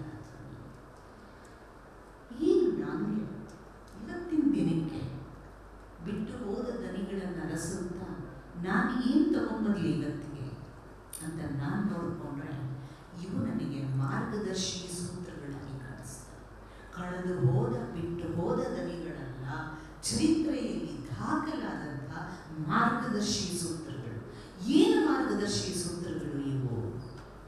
ನಿಮ್ಮನ್ನ ನೀವು ಏನು ಪಿತೃಪ್ರಧಾನ ವ್ಯವಸ್ಥೆ ಕೊಡ್ತಾ ಇದೆಯಲ್ಲ, ಆ ನೆಲೆಯೊಳಗಡೆಯೇ ನೀವು ನಿಮ್ಮನ್ನು ಗುರುತಿಸ್ಕೊಂತೀರೋ, ನಿಮ್ಮ ಸ್ವಂತಿಕೆಯನ್ನು ನೀವು ಕಟ್ಕೊಳ್ಳೋದಿಲ್ವೋ? ಈ ಪ್ರಶ್ನೆಯನ್ನು ನಮಗೆ ನಾವೇ ಎತ್ತಿಕೊಳ್ಳುವ ಹಾಗೆ ನೀವು ಅದರಲ್ಲಂತೂ ಮುಖ್ಯವಾಗಿ ಈ ಕಾಳಂಬೆ, ಲಿಂಗಮ್ಮ ಇಂಥರದವರದು ಇಂಥ ವಚನಗಳಲ್ಲಿ ಕಾಣಿಸ್ತದೆ. ಇನ್ನೊಂದು ಮಾತನ್ನು ಹೇಳೋದಾದ್ರೆ, ಇಲ್ಲಿ ವ್ರತಹೀನರ ಬಗ್ಗೆ ಪ್ರಶ್ನೆ ಮಾಡ್ತಾರೆ, ಇವೆಲ್ಲವೂ ಇದೆ. ಹದಿಬದೆಯ ಸಂಚಿ ಹೊನ್ನಮ್ಮನ ಬಗ್ಗೆ ಮಾತಾಡಕ್ಕೆ ಅಂತ ಹೋದಾಗ ನನಗೆ ಇಡೀ ಕೃತಿಯನ್ನ ಓದಿದಾಗ 6ನೇ ಸಂಧಿ ಮಾತ್ರ ಮುಖ್ಯ ಅನ್ನಿಸ್ತು. ಇನ್ನು ಉಳಿದ ಹಾಗೆ ಅವಳು ಮನೆಯಲ್ಲಿರುವ ವಸ್ತುಗಳನ್ನು ಹೇಗೆ ಜೋಪಾನ ಮಾಡಬೇಕು, ಅಡಿಗೆ ಪದಾರ್ಥಗಳನ್ನು ಹೇಗೆ ಜೋಡಿಸಿಟ್ಕೋಬೇಕು, ಕಾಪಾಡ್ಕೋಬೇಕು, ಅತ್ತೆ ಮಾವಂದಿರ ಸೇವೆಯನ್ನು ಹೇಗೆ ಮಾಡಬೇಕು, ಗಂಡನ ಸೇವೆಯನ್ನು ಹೇಗೆ ಮಾಡಬೇಕು, ಪುಂಖಾನುಪುಂಖವಾಗಿ ಇವುಗಳನ್ನ ದಾಖಲೆ ಮಾಡುವಂಥ ಸಂಜೀವನ್ನಮ್ಮ ರಾಜನ ಆಸ್ಥಾನದಲ್ಲಿದ್ಲು ಅನ್ನೋದನ್ನ ಮರೆಯೋ ಹಾಗಿಲ್ಲ. ಅವಳಿಗೆ ರಾಜನಿಂದನೇ ಒಂದು ನಿರ್ದೇಶನ ಬಂದಿತ್ತು ಇಂಥ ಒಂದು ಕೃತಿಯನ್ನ ಬರೆಯೋದಿಕ್ಕೆ ಅನ್ನೋದನ್ನ ಮರೆಯೋ ಹಾಗಿಲ್ಲ. ಹಾಗೇನೆ ಅವಳು ಇವುಗಳ ವಸ್ತುವನ್ನ ಸಂಗ್ರಹ ಮಾಡಿರುವುದು ಎಲ್ಲಿಂದ ಅಂತ ನೋಡಿದ್ರೆ ಶಾಸ್ತ್ರ ಪುರಾಣಗಳಿಂದ ಅಂತ ಸಂಜೀವನಮ್ಮನೆ ಹಿಡ್ಕೊಂಡಿರೋದ್ರಿಂದ ಅವಳು ಏನು ಪರಂಪರೆಯಿಂದ ಬಂದಿದೆಯೋ ಅದನ್ನೇ ಪುನರ್ ದಾಖಲಿಸ್ತಾ ಇರುವ ಹಾಗೆ ಕಾಣಿಸುತ್ತೆ. ಆದರೆ 6ನೇ ಸಂಧಿಯೊಳಗಡೆಗೆ ಒಂದು ಹೊಸ ವಿಶೇಷ ಏನಂದ್ರೆ ಪುರುಷ ಮತ್ತು ಸ್ತ್ರೀಯರ ಸಂಬಂಧ ಹೇಗಿರಬೇಕು ಅಂದರೆ ಅವಳೇನಾದರೂ ಬೇಜಾರು ಮಾಡ್ಕೊಂಡ್ಬಿಟ್ರೆ ಹೊಸದಾಗಿ ಮದುವೆಯಾದಂಥ ಹೆಣ್ಣು ಒಲುಮೆಯನ್ನೊಳಕೊಂಡು ನಾಂಚಿ ಒಲಿದಂತೆ ಛಲ ತೋರುವ ಎಳೆಜೌವನದ ಕುಲಸಬ್ದಿಯಳು ಕೋಪಿಸದೆ ಕೋಟಲೆಗೊಳಿಸದೆ ಅಲಸದೆ ಅವಳನ್ನು ಅನುಸರಿಸಬೇಕಂತೆ. ಪುರುಷನಿಗೆ ಮಾರ್ಗದರ್ಶನ ತೋರಿಸ್ತಾ ಇರ್ತಕ್ಕಂಥ ದಾರಿಯಾಗಿ ಕಾಣಿಸುತ್ತೆ ಇದೆಲ್ಲ. ಹೇಗಿರಬೇಕು, ಪುರುಷ ಸ್ತ್ರೀಯರ ಜೊತೆನಲ್ಲಿ ಹೇಗೆ ವರ್ತಿಸ್ಬೇಕು ಅಂತ. ಆದರೆ ನನಗಂತೂ ಡೌಟ್ ಇರೋದು ಏನಂದ್ರೆ ಎಷ್ಟು ಚೆನ್ನಾಗಿ ಒಂದು ಕಾವ್ಯಾತ್ಮಕವಾಗಿ ಅವಳದನ್ನ ಕಟ್ಟುತ್ತಾಳೆ ಅಂದರೆ ಯಾವತ್ತೂ ಕಾವ್ಯ ಲಯದಲ್ಲಿ ಸೃಷ್ಟಿಯಾಗತ್ತೆ.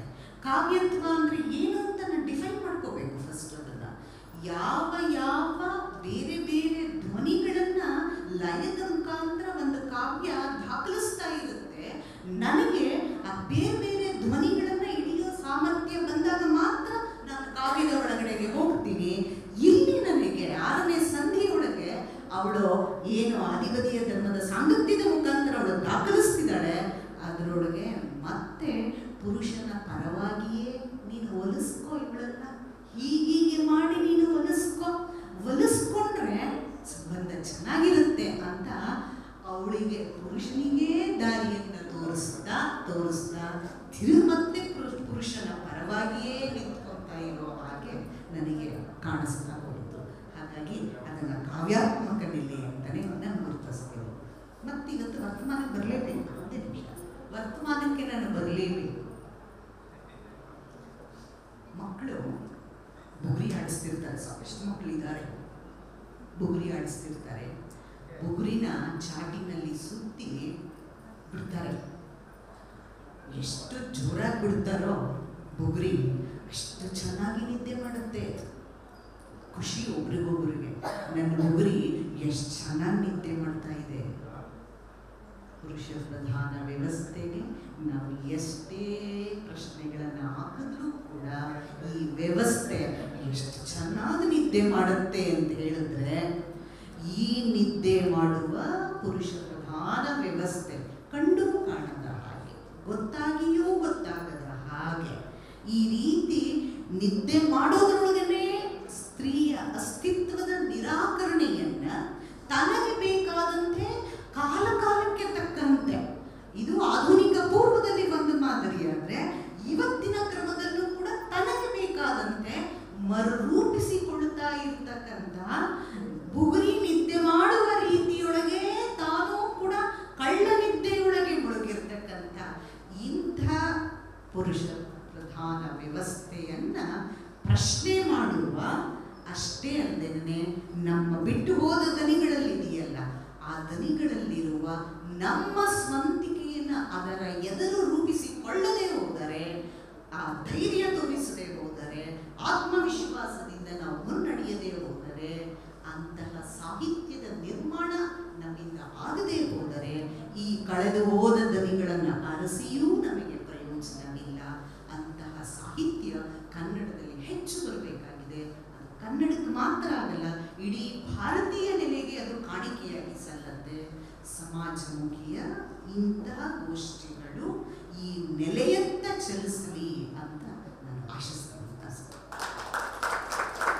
ಅವೆಲ್ಲ ದನಿಗಳು ಆತ್ಮವಿಶ್ವಾಸದ ದನಿಗಳಾಗಿದ್ದಾವೆ. ಅವನ್ನು ನಾವು ಅರ್ಥಪೂರ್ಣವಾಗಿ ಕಟ್ಕೋಬೇಕಾಗಿದೆ ಅಂಥೇಳಿ ಬೇರೆ ಬೇರೆ ನೆಲೆಯಲ್ಲಿ, ಸ್ವ ಅನುಭವ ನೆಲೆಯಲ್ಲಿ, ಕಾವ್ಯಾತ್ಮಕ ನೆಲೆಯಲ್ಲಿ, ನಿರಾಕರಣ ನೆಲೆಯಲ್ಲಿ, ಹೀಗೆ ಅನೇಕ ನೆಲೆಗಳನ್ನು ಕಟ್ಕೊಡೋ ಮೂಲಕ ಸ್ತ್ರೀ ಪರ, ಜೀವಪರ, ಸ್ತ್ರೀ ಸಂವೇದನೆಯನ್ನು ಸಂದಿರೆಡ್ಡಿ ಮೇಡಮ್ ಅವರು ಮುಂದುವರಿಸಿದಂಥ ಮುನ್ನುಡಿ ಆಗ್ತಂಥ ಆ ಭಾಗಕ್ಕೆ ತುಂಬ ಅರ್ಥಪೂರ್ಣವಾಗಿ ಮುಂದುವರಿಸಿದಂಥ ಡಾಕ್ಟರ್ ಎಸ್ ಶಶಿಕಲಾ ಮೇಡಮ್ ಅವ್ರಿಗೆ ನಾನು ನಿಮ್ಮೆಲ್ಲರ ಪರವಾಗಿ ತುಂಬ ಹೃದಯದ ಧನ್ಯವಾದ ಅರ್ಪಿಸ್ತಾ ಇದ್ದೀನಿ. ಈಗ ಮುಂದಿನ ಉಪನ್ಯಾಸ ತತ್ವಪದಗಳು ಪರ್ಯಾಯ ದಾರಿ. ಇದರ ಕುರಿತು ಉಪನ್ಯಾಸ ನೀಡಲು ಬಂದಿರುವವರು ಡಾಕ್ಟರ್ ರಾಜಶೇಖರ ಹಳೆಮನೆ ಸರ್ ಅವರು. ಅವರ ಒಂದು ಕಿರು ಪರಿಚಯ. ರಾಯಚೂರು ಜಿಲ್ಲೆಯ ಮಾನ್ವಿ ತಾಲೂಕಿನ ನುಗ್ಡೋಣಿಯವರು. ಕನ್ನಡದ ಹೆಸರಾಂತ ಕಥೆಗಾರರಾದ ಅಮರೇಶ್ ನುಗ್ಡೋಣಿಯವರ ಊರಿಂದ ಬಂದಿದ್ದಾರೆ. ಇವರು ಹೆಸರಾಂತ ಕಥೆಗಾರರು, ಕಾದಂಬರಿಕಾರರು, ವಿಮರ್ಶಕರಾಗಿ ಈಗಾಗಲೇ ಕನ್ನಡ ಸಾಹಿತ್ಯದಲ್ಲಿ ಗುರುತಿಸಿಕೊಂಡಿದ್ದಾರೆ. ಬಿಸಿಲ ಉಡಿಯ ಕಥೆಗಳು ಇವರ ಮೊದಲ ಕಥಾ ಸಂಕಲನ. ಬೊಗಸೆಯಷ್ಟು ಓದು, ರೂಪ ಸ್ವರೂಪ, ಭವದ ಪಾಡು ವಿಮರ್ಶಾ ಕೃತಿಗಳು, ಒಡಲುಗೊಂಡವರು ಇವರ ಕಾದಂಬರಿ. ಇತ್ತೀಚೆಗೆ ಮಾಯೆ ಎಂಬುದು ಮಾಯೆ ಇಲ್ಲ ಎಂಬ ಕಥಾ ಸಂಕಲನ ಇನ್ನೇನೋ ಕೆಲವೇ ದಿನಗಳಲ್ಲಿ ಓದುಗರ ಕೈ ಸೇರಲಿದೆ. ಜಯತೀರ್ಥ ರಾಜಪುರೋಹಿತ ಕಥಾ ಪ್ರಶಸ್ತಿ ಜೊತೆಗೆ ವಿಜಯ ಕರ್ನಾಟಕ ಸಮಾಜಮುಖಿ ಮತ್ತು ಕಥಾವೀರ ಕಥಾ ಸ್ಪರ್ಧೆಗಳಲ್ಲಿ ಬಹುಮಾನವನ್ನು ಈಗಾಗಲೇ ಅವರು ತಮ್ಮ ಕಥೆಗಳಿಗೆ ಪಡೆದಿದ್ದಾರೆ. ಕೇಂದ್ರ ಸಾಹಿತ್ಯ ಅಕಾಡೆಮಿಯ ಪಾಂಡಿಚೇರಿ, ವಿಜಯವಾಡ, ಚೆನ್ನೈಯಲ್ಲಿ ಸಂಯೋಜಿಸಿದಂಥ ಕಥಾ ಸಮಾವೇಶದಲ್ಲಿ ಇವರು ಕರ್ನಾಟಕವನ್ನು ಪ್ರತಿನಿಧಿಸಿದ್ದಾರೆ. 2019ನೇ ಸಾಲಿನ ವರ್ಧಮಾನ ಉದಯೋನ್ಮುಖ ಸಾಹಿತ್ಯ ಪ್ರಶಸ್ತಿ, 2022ರ ನರಹಳ್ಳಿ ಸಾಹಿತ್ಯ ಪ್ರಶಸ್ತಿ ಇವರಿಗೆ ಸಂದಿವೆ. ಪ್ರಸ್ತುತ ಇವರು ಉಜಿರೆಯ ಶ್ರೀ ಧರ್ಮಸ್ಥಳ ಮಂಜುನಾಥೇಶ್ವರ ಕಾಲೇಜಿನಲ್ಲಿ ಕನ್ನಡ ಪ್ರಾಧ್ಯಾಪಕರಾಗಿ ಸಲ್ಲಿಸ್ತಾ ಇದ್ದಾರೆ.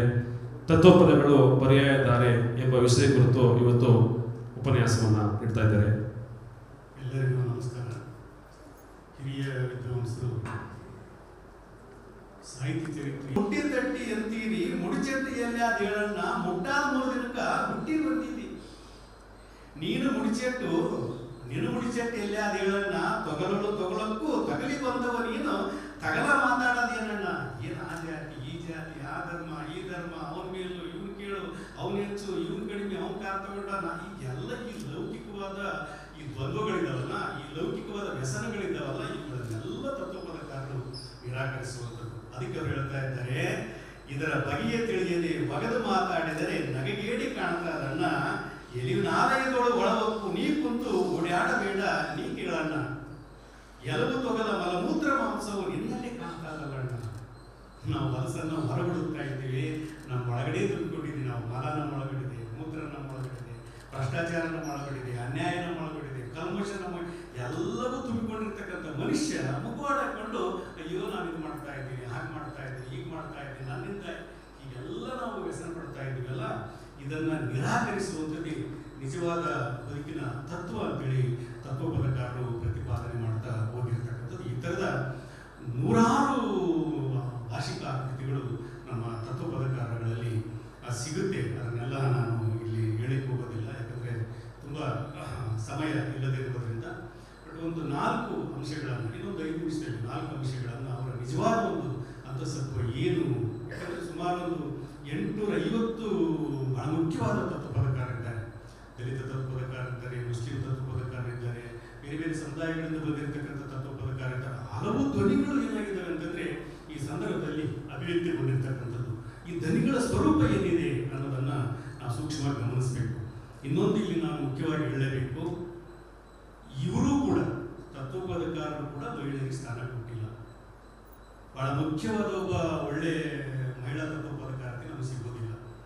ಮತ್ತೆ ಮಹಿಳೆಯನ್ನು ಮಾಯಾವಿ ಅಂತ ಕರೆಯೋದು, ಮತ್ತೆ ಮಹಿಳೆಯನ್ನ ಮೋಹ ಅಂತ ಕರೆಯೋದು, ಮತ್ತೆ ಮಹಿಳೆ ಪುರುಷನ ಒಂದು ಬೆಳವಣಿಗೆಗೆ ವಿಕಾಸಕ್ಕೆ ಅಡ್ಡಿ ಆಗ್ತಾಳೆ ಅನ್ನುವಂಥ ಒಂದು ದ್ವಂದ್ವದ ತೀರ್ಮಾನಗಳನ್ನು ಕೂಡ ನಾವು ತತ್ವಪದಗಳಲ್ಲಿ ಕಾಣ್ತೀವಿ. ಇದನ್ನು ಕೂಡ ಬಹಳ ಮುಖ್ಯವಾಗಿ ಗಮನಿಸಬೇಕು ನಾವು.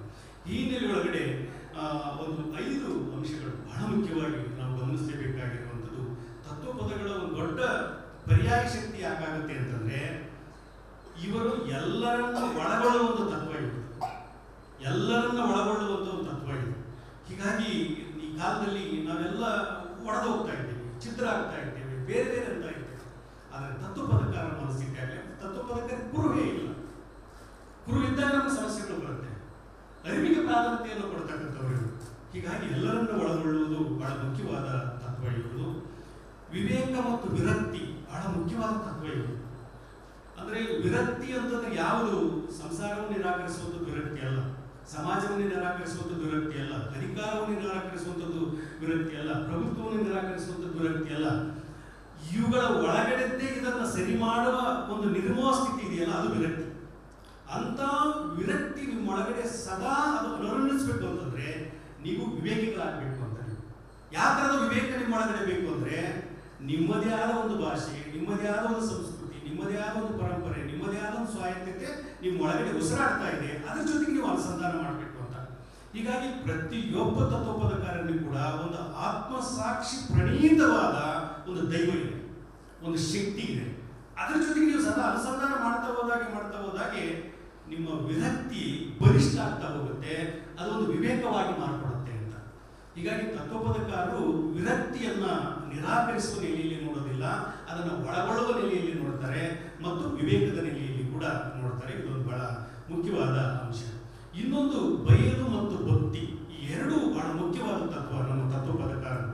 ಯಾಕಂದ್ರೆ ಇವರ ಭಕ್ತಿಯ ಸ್ವರೂಪ ಎಂಥದ್ದು ಅಂತಂದ್ರೆ, ಇವರ ಭಕ್ತಿಯ ಸ್ವರೂಪ ಸ್ಥಗಿತವಾದ ಸ್ಥಾಪಿತವಾದ ದೇವಾಲಯದ ಆಕೃತಿಯ ಸ್ವರೂಪದಲ್ಲಿ ಇರ್ತಕ್ಕಂಥದ್ದಲ್ಲ, ಇದನ್ನು ಸಂಪೂರ್ಣವಾಗಿ ನಿರಾಕರಿಸತಕ್ಕಂಥದ್ದು, ಒಂದು ಬಯಲಿನ ಸ್ವರೂಪದಲ್ಲಿ ಇರ್ತಕ್ಕಂಥದ್ದು. ನಿಮ್ಗೆಲ್ಲ ಗೊತ್ತಿದೆ, ಬೈಲನ್ನು ಹಿಡಿಲಿಕ್ಕಾಗಲ್ಲ, ಬೈಲನ್ನು ಕತ್ತರಿಸ್ಲಿಕ್ಕಾಗಲ್ಲ, ಬೈಲನ್ನು ಹಿಂಸೆ ಮಾಡ್ಲಿಕ್ಕಾಗೋದಿಲ್ಲ, ಬೈಲನ್ನು ಸಿಡ್ಲಿಕ್ಕಾಗೋದಿಲ್ಲ, ಅಪಿಗೊಳ್ಳಿಕ್ಕಾಗೋದಿಲ್ಲ, ಅದರೊಳಗೆ ನಾವು ಜೀವಿಸ್ಬೇಕಷ್ಟೇ. ಅಂದ್ರೆ ಒಂದು ವಿವೇಕ, ಒಂದು ಬಯಲಿನ ಸ್ವರೂಪವನ್ನು ಪಡ್ಕೊಂಡು ಅದರ ಜೊತೆಗೆ ನಾವು ಜೀವಿಸೋದಿದೆಯಲ್ಲ, ಅದು ನಿಜವಾಗಿರ್ತಕ್ಕಂಥ ಒಂದು ಬದುಕಿನ ತತ್ವ ಅಂತೇಳಿ ಇವರು ಪ್ರತಿಪಾದನೆ ಮಾಡುವಂಥದ್ದು. ಇನ್ನೊಂದು ಬಹಳ ಮುಖ್ಯವಾದ ತತ್ವ ಇರುವುದು ಒಂದು ಸಾಂಸ್ಕೃತಿಕ ಸ್ವಾಯತ್ತತೆ ಬೇಕು ಅಂತ ಮನುಷ್ಯನಿಗೆ. ಒಂದು ಸಾಂಸ್ಕೃತಿಕವಾದ ಸ್ವಾಯತ್ತತೆ ನಮ್ಮೊಳಗಡೆ ಇಲ್ಲ ಅಂದ್ರೆ ನಾವು ಪ್ರಭುತ್ವದ ಅಧೀನರಾಗ್ತೇವೆ, ನಾವು ಕೈಗಾರಿಕೆಗಳ ಅಧೀನರಾಗ್ತೇವೆ, ಇನ್ಯಾವುದೋ ಸಿದ್ಧಾಂತದ ಅಧೀನರಾಗ್ತೇವೆ, ಇನ್ನೇನೇನೋ ನಾವು ಅಧೀನಕ್ಕೊಳಗಾಗಿ ನಮ್ಮ ಸ್ವಂತಿಕೆನೇ ಕಳ್ಕೊಂಡ್ಬಿಡ್ತೀವಿ. ನಾವು ಈ ಸ್ವಂತಿಕೆ ನಮ್ಮೊಳಗೆ ಹುಟ್ಟಬೇಕಾದ್ರೆ ಒಂದು ಸಾಂಸ್ಕೃತಿಕ ಸ್ವಾಯತ್ತತೆ ಅನ್ನುವಂಥದ್ದು ಬೇಕು ಅಂತ ಅವರು ಪ್ರತಿಪಾದನೆ ಮಾಡುವಂಥದ್ದು. ಹೀಗಾಗಿ ಒಂದು ಬೌದ್ಧಿಕವಾದ ಹಂಗನ್ನು ತೊರೆದು, ಬೌದ್ಧಿಕವಾದ ಮತ್ತು ಬೌದ್ಧಿಕವಾದ ಹಂಗನ್ನು ತೊರೆದು ನಮ್ಮ ಸ್ವಾಯತ್ತತೆಯ ಒಳಗಡೆ ಎಲ್ಲರನ್ನ ಒಳಗೊಳ್ಳುವ ಒಂದು ವಿವೇಕ ಇದೆಯಲ್ಲ, ಪ್ರಜ್ಞೆ ಇದೆಯಲ್ಲ, ಅದು ತತ್ವಪದಕಾರ ಒಳಗಡೆ ಇದೆ ಅಂತೇಳಿ ತತ್ವಪದಗಳನ್ನು ಓದುವಾಗ ನಮಗನ್ಸುತ್ತೆ. ಹೀಗಾಗಿ ಚರಿತ್ರೆಯಲ್ಲಿ ಇವುಗಳು ದಾಖಲಾಗಿಲ್ಲ, ಮತ್ತೆ ದಾಖಲಾಗಬೇಕಾಗಿದೆ, ಅವುಗಳನ್ನು ಮರುಶೋಧಿಸಬೇಕಾಗಿದೆ.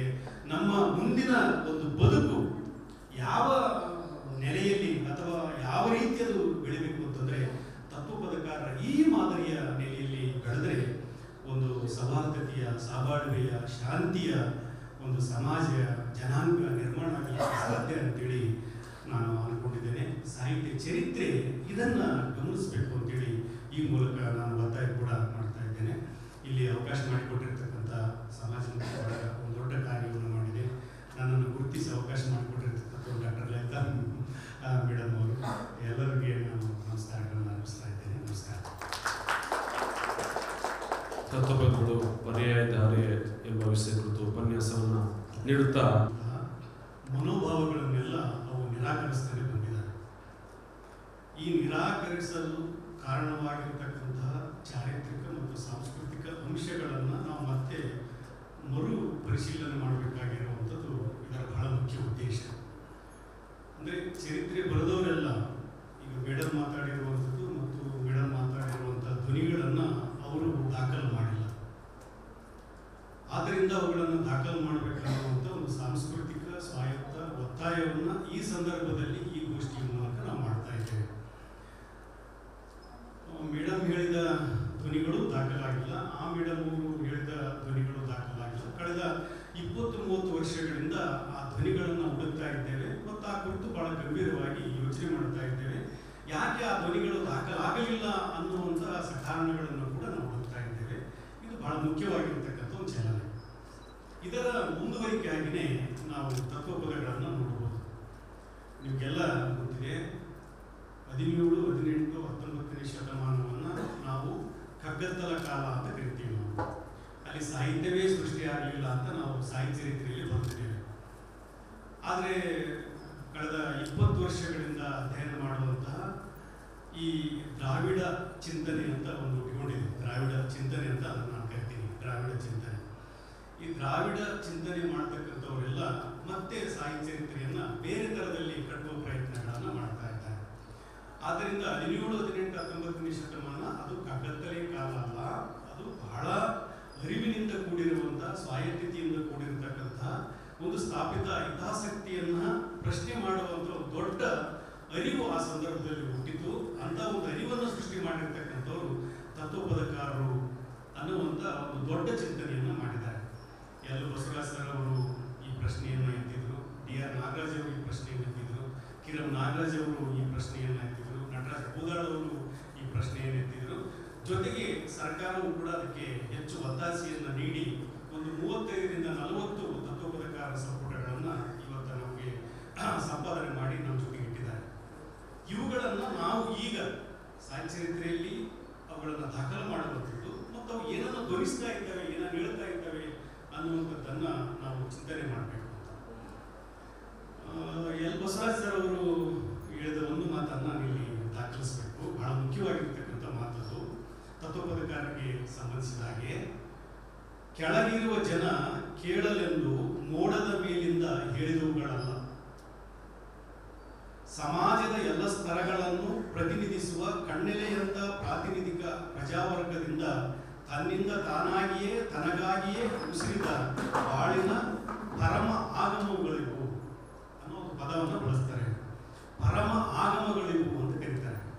ಅಂದ್ರೆ ಯಾವುದನ್ನು ನಾವು ಚರಿತ್ರೆಯಲ್ಲಿ ಆಗಮಗಳು, ವೇದಗಳು, ಋಗ್ವೇದಗಳು, ಪುರಾಣಗಳು ಅಂತೇಳಿ ಬಹಳ ಶ್ರೇಷ್ಠವಾದವು ಅಂತ ಹೇಳಿದ್ವಲ್ಲ, ಅದಕ್ಕಿಂತಲೂ ಶ್ರೇಷ್ಠವಾದದ್ದು ಯಾವುದಪ್ಪ ಅಂತಂದ್ರೆ ಅದು ತತ್ವಪದಗಳು. ಅವುಗಳನ್ನು ಪರಮ ಆಗಮಗಳು ಅಂತೇಳಿ ಎಲ್ ಬಸವರಾಜ್ ಅವರು ಕರೀತಾರೆ. ಇದು ಬಹಳ ಮುಖ್ಯವಾಗಿರ್ತಕ್ಕಂಥ ಮಾತು. ಯಾಕಂದ್ರೆ ಈ ತತ್ವಪದಗಳನ್ನು ಸೃಷ್ಟಿ ಮಾಡಿರ್ತಕ್ಕಂಥವರು ಸಮಾಜದ ಎಲ್ಲಾ ಸ್ತರಗಳನ್ನು ಪ್ರತಿನಿಧಿಸುವಂತಹ ಪ್ರಾತಿನಿಧಿಕ ಪ್ರಜಾವರ್ಗದಿಂದ ಬಂದಿರತಕ್ಕಂಥವ್ರು ಒಂದು ಮಾತನ್ನು ಬಳಸ್ತಾರೆ. ಈ ಪ್ರಾತಿನಿಧಿಕ ಪ್ರಜಾವರ್ಗ ಅಂದ್ರೆ ಯಾವುದು? ದುಡಿಯುವವರು, ಮಹಿಳೆಯರು, ಕೂಲಿಕಾರರು, ಒಂದು ನಿರಾಕರಿಸಲ್ಪಟ್ಟ ಭಾಷೆಯಲ್ಲಿ ತಮ್ಮನ್ನು ಅಭಿವ್ಯಕ್ತಿ ಮಾಡತಕ್ಕಂಥವರು, ಚರಿತ್ರೆಯಲ್ಲಿ ಅವರನ್ನು ಅತ್ಯಂತ ನಿಕೃಷ್ಟವಾಗಿ ನೋಡಿರ್ತಕ್ಕಂಥವ್ರು, ಅವರು ಮನುಷ್ಯರೇ ಅಲ್ಲ ಅಂತೇಳಿ ಪರಿಗಣಿಸಿರ್ತಕ್ಕಂಥ ಒಂದು ವರ್ಗ ಇದೆಯಲ್ವಾ, ಆ ವರ್ಗದವರು ಸೃಷ್ಟಿ ಮಾಡಿರುವಂಥದ್ದು ಅಂತ. ಹೀಗಾಗಿ ತತ್ವಪದಗಳನ್ನು ಕೇವಲ ನಾವು ಒಂದು ತತ್ವವಾಗಿ ನೋಡುವುದಕ್ಕಿಂತ ಅವುಗಳ ಭಾಷಿಕ ಆಕೃತಿಗಳಲ್ಲಿ ನೋಡುವಂಥದ್ದು ಕೂಡ ಬಹಳ ಮುಖ್ಯವಾಗಿರುವಂಥದ್ದು. ಯಾಕಂದ್ರೆ ಆ ಭಾಷಿಕ ಆಕೃತಿಗಳು ನಮ್ಮ ಚರಿತ್ರೆಯನ್ನ ನಾವು ಯಾವ ಮೀಮಾಂಸೆಯ ಮೂಲಕ ಕಟ್ಟುತ್ತಾ ಇದ್ದೇವೆ. ನಿಮ್ಗೆ ಗೊತ್ತಿದೆ, ನಾವು ಚರಿತ್ರೆಯನ್ನ 2 ಮಾದರಿಗಳ ಮೂಲಕ ಕಟ್ಟಿದ್ದೇವೆ. ಒಂದು ಸಂಸ್ಕೃತ ಕಾವ್ಯಮೀಮಾಂಸೆಯ ಮಾದರಿಯ ಮೂಲಕ, ಇನ್ನೊಂದು ಪಾಶ್ಚಾತ್ಯ ಕಾವ್ಯಮೀಮಾಂಸೆಯ ಮಾದರಿಯ ಮೂಲಕ. ಈ 2 ಮಾದರಿ ಒಳಗಡೆ ಈ ಭಾಷಿಕ ಆಕೃತಿಗಳು ಸೇರ್ಕೊಳ್ಳೋದಿಲ್ಲ. ಸಂಸ್ಕೃತ ಕಾವ್ಯಮೀಮಾಂಸೆ ಏನ್ ಹೇಳುತ್ತೆ ಅದಕ್ಕೂ ಕೂಡ ಈ ಭಾಷಿಕ ಆಕೃತಿಗಳು ಸೇರ್ಕೊಳ್ಳೋದಿಲ್ಲ. ಪಾಶ್ಚಾತ್ಯ ಕಾವ್ಯಮೀಮಾಂಸೆ ಏನ್ ಹೇಳುತ್ತೆ ಅದಕ್ಕೂ ಕೂಡ ಈ ಭಾಷಿಕ ಆಕೃತಿಗಳು ಸೇರ್ಕೊಳ್ಳೋದಿಲ್ಲ. ಹೀಗಾಗಿ ಇವು ಚರಿತ್ರೆಯಲ್ಲಿ ದಾಖಲಾಗಿಲ್ಲ. ಆದರೆ ಇವುಗಳನ್ನು ಎಲ್ ಬಸವರಾಜ್ ಅವರು ಪರಮ ಆಗಮಗಳು ಅಂತೇಳಿ ಕರೀತಾ ಇದ್ದಾರೆ. ಇವುಗಳ ಒಂದು ಭಾಷಿಕ ಸ್ವರೂಪ ಹೇಗಿರುತ್ತೆ? ಸುಮ್ಮನೆ ನಾನು ಒಂದು ಉದಾಹರಣೆ ನಿಮಗೆ ಹೇಳಲೇಬೇಕು, ಯಾಕಂದ್ರೆ ಇಲ್ಲಾಂದ್ರೆ ಗೊತ್ತಾಗಲ್ಲ. ಒಬ್ರು ಅನುಭವಿ ಸಿಲ್ಲಪ್ಪ ಅಂತೇಳಿ ಮಾನವಿ ತಾಲೂಕಿನವರು, ಅವರು ಭವದ ಬಾತಾರ ಅಂತ ಒಂದು ತತ್ವಪದ, ಪರ್ಯಾಯ ದಾರಿಗಳು ಕೂಡ ನಾವು ಹುಡುಕಬೇಕಾಗಿದೆ. ಈ ಪರ್ಯಾಯ ದಾರಿಗಳು ಏನು ಅನ್ನೋದನ್ನ ನಾನು ಒಂದು 2 ನಿಮಿಷ ಹೇಳ್ತೀನಿ, ಹೆಚ್ಚು ತಗೊಳ್ಳೋದಿಲ್ಲ. ಆದರೆ ಒಂದು ಸ್ವರೂಪ ಏನದು, ಭಾಷಿಕ ಆಕೃತಿಗಳ ಸ್ವರೂಪ ಏನದು, ಹೇಗೆ ಇದು ಮೀಮಾಂಸೆಯನ್ನು ಮೀರುತ್ತೆ, ಈ ಮೀಮಾಂಸೆ ಕಟ್ಟುಪಾಡುಗಳನ್ನು ಮೀರುತ್ತೆ, ಈಗಾಗಲೇ ಒಂದು ಸಾಂಸ್ಕೃತಿಕ ರಾಜಕಾರಣವನ್ನು ಮೀರುತ್ತೆ, ಈಗಾಗಲೇ ಸಾಹಿತ್ಯ ಅಂದ್ರೆ ಏನು, ಇದೇ ಸಾಹಿತ್ಯ ಅಂತ ಒಪ್ಪಿಸುವ ಮನೋಭಾವವನ್ನು ಮೀರುತ್ತೆ ಅನ್ನೋದಕ್ಕೆ ಒಂದು ಸಣ್ಣ ಉದಾಹರಣೆ ಇದೆ ಅಷ್ಟೇ. ಬಟ್ಟೆ ತೊಟ್ಟಿನಿ ಮಲ್ಮಲ್, ಬಟ್ಟೆ ತೊಟ್ಟಿನಿ ಮಲ್ಮಲ್, ಕೋಟಾ ಕಮೀಸ ಮೈ ಒಳಗ. ಬಟ್ಟೆ ತೊಟ್ಟಿನಿ ಮಲ್ಮಲ್, ಕೋಟಾ ಕಮೀಸ ಮೈ ಒಳಗ, ಸೂಟ್ ಬೂಟು ಪಟ್ನೋನ ನೆಕ್ಟೈ. ಸೂಟ್ ಬೂಟು ಪಟ್ನೋನ ನೆಕ್ಟೈ, ಬೆಲ್ಟ್ ಕಟ್ಟಿದೇನ ಟ್ವಾಂಕ್ನಾಗ, ಹುಟ್ಟುಟ್ಟು ಬ್ಯಾಸರ ಆದೇನಲ್ಲ, ಮನಸ್ಸಿನ ಆಕ್ಷೇಪ ತಿರಲೇ ಇಲ್ಲ. ಇದು ಭಾಷೆ, ಇದು ತತ್ವಪದಗಳು ಸೃಷ್ಟಿ ಮಾಡುವಂಥ ಒಂದು ಭಾಷೆ. ಈ ಭಾಷೆಯನ್ನು ಯಾವ ಸಾಹಿತ್ಯ ಮೀಮಾಂಸೆ ಒಳಗಡೆ ನಾವು ಇಡಲಿಕ್ಕೆ ಸಾಧ್ಯ ಇಲ್ಲ. ಇದೊಂದು ಹೊಸ ಭಾಷೆ ಇದು ನೋಡಿ. ಬಟ್ಟೆ ತೊಟ್ಟಿನಿ ಮಲ್ಮಲ್, ಕೋಟಾ ಕಮೀಸ ಮೈ ಒಳಗ, ಸೂಟ್ ಬೂಟು ಪಟ್ನೋನ ನೆಟ್ಕೈ, ಬೆಲ್ಟ್ ಕಟ್ಟಿದೇನ ಟ್ವಾಂಕ್ನಾಗ, ಹುಟ್ಟುಟ್ಟು ಬ್ಯಾಸರ ಆದೇನಲ್ಲ, ಮನಸ್ಸಿನ ಆಕ್ಷೇಪ ತೀರಲೇ ಇಲ್ಲ. ಹಚ್ಚಿದ ನಾನು ಹೀರು ಚಮೇಲಿ, ಹಚ್ಚಿದ ನಾನು ಹೀರು ಚಮೇಲಿ, ಗುಲಾಬದೆಣ್ಣೆ ಕೂದಲಿಗೆ ಕನ್ನಡಿ ನೋಡಿ ಬೇತರ ತೀಡಿ, ಬರಾವರಿಸಿ ತೊಳೆದೆ ಮಾರಿ ಮೂಗ, ಬರಾವರಿಸಿ ತೊಳೆದೆ ಮಾರಿ ಮೂಗ, ತೊಳೆದು ಬ್ಯಾಸರ ಆದೇನಲ್ಲ, ಒಳಗಿನ ವಾಸನೆ ಹೋಗ್ಲೇ ಇಲ್ಲ. ಈ ಒಳಗಿನ ವಾಸನೆ ಹೋಗ್ಲೇ ಇಲ್ಲ ಅನ್ನೋ ಮಾತನ್ನ ನಾವು ಬಹಳ ಬೇರೆ ತರದಲ್ಲಿ ಆಲೋಚನೆ ಮಾಡ್ಲಿಕ್ಕೆ ಸಾಧ್ಯ ಇದೆ. ಯಾವುದನ್ನು ಈ ಕವಿ ಒಳಗಿನ ವಾಸನೆ ಅಂತ ಹೇಳ್ತಾ ಇದ್ದಾನೆ? ಅದು ಸಂಸ್ಕೃತದ ವಾಸನೆ ಇರಬಹುದು, ಅಥವಾ ಸ್ಥಾಪಿತ ಹಿತಾಸಕ್ತಿಗಳು ಸೃಷ್ಟಿ ಮಾಡುವಂತಹ ಒಂದು ಒಮ್ಮುಖದ ವಾಸನೆ ಇರಬಹುದು, ಏಕಾಕೃತಿಯ ವಾಸನೆ ಇರಬಹುದು, ಅಥವಾ ಇದೇ ಭಾಷೆ ಶ್ರೇಷ್ಠ, ಇದೇ ಜೀವನವೇ ಶ್ರೇಷ್ಠ, ಇದೇ ದೈವಿಕ ಶ್ರೇಷ್ಠ, ಇದೇ ದೇವರು ಶ್ರೇಷ್ಠ ಅನ್ನುವಂಥ ಮನೋಭಾವದ ವಾಸನೆ ಇರಬಹುದು. ಈ ವಾಸನೆಯನ್ನ ನಾವು ಕಳ್ಕೊಳ್ಬೇಕು ಅಂತ ಒಂದೇದು. ಎರಡನೇದು, ಆಧುನಿಕವಾಗಿ ನಾವು ಏನು ಒಂದು ವಸಾಹತುಶಾಹಿಯ ರೂಪಗಳಾಗಿ ಪರಿವರ್ತನೆ ಆಗ್ತಾ ಇದ್ದೀವಿ, ಅದು ಕೂಡ ಒಂದು ವಾಸನೆ. ನಮ್ಮ ಟೈ, ನಮ್ಮ ಬೆಲ್ಟು, ನಮ್ಮ ಶಿಕ್ಷಣ, ನಮ್ಮ ಕೈಗಾರಿಕೆಗಳು, ನಮ್ಮ ಈ ವಿಲಾಸಿ ಜೀವನ, ನಮ್ಮ ವೈಭೋಗ ಜೀವನ, ನಮ್ಮ ಈ ಎಲ್ಲ ಒಂದು ಭೌತಿಕ ಪರಿಕರದೊಳಗಡೆ ಬಂದಿಯಾಗಿರ್ತಕ್ಕಂಥ ಈ ಮನೋಭಾವ ಇದೆಯಲ್ಲ, ಇದು ಕೂಡ ಒಂದು ವಾಸನೆ. ಅಂದ್ರೆ ಇದನ್ನು ನಾವು ಕಳ್ಕೊಳ್ಬೇಕು ಅನ್ನುವಂಥ ಒಂದು ಮಾರ್ಮಿಕವಾದ ತತ್ವವನ್ನ ನಮ್ಮ ತತ್ವಪದಗಳು ಸೃಷ್ಟಿ ಮಾಡ್ತಾ ಇದ್ದಾವೆ. ಹೀಗಾಗಿ ಏಕಕಾಲಕ್ಕೆ ನಮ್ಮ ತತ್ವಪದಗಳು ಆಧುನಿಕತೆಯ ವಿಕಾರವನ್ನು ನಿರಾಕರಿಸ್ತಾ ಇದ್ದಾವೆ, ಸಾಂಸ್ಕೃತಿಕವಾಗಿ ಹರಿದು ಬಂದ ಒಂದು ಬೌದ್ಧಿಕ ವಿಕಾರವನ್ನು ಕೂಡ ನಿರಾಕರಿಸ್ತವೆ. ಇದು ಬಹಳ ಮುಖ್ಯವಾಗಿರ್ತಕ್ಕಂಥ ಸಂಗತಿ. ಹೀಗಾಗಿ ನಮ್ಗೆ ಇವು ಪರ್ಯಾಯಗಳಾಗ್ತವೆ.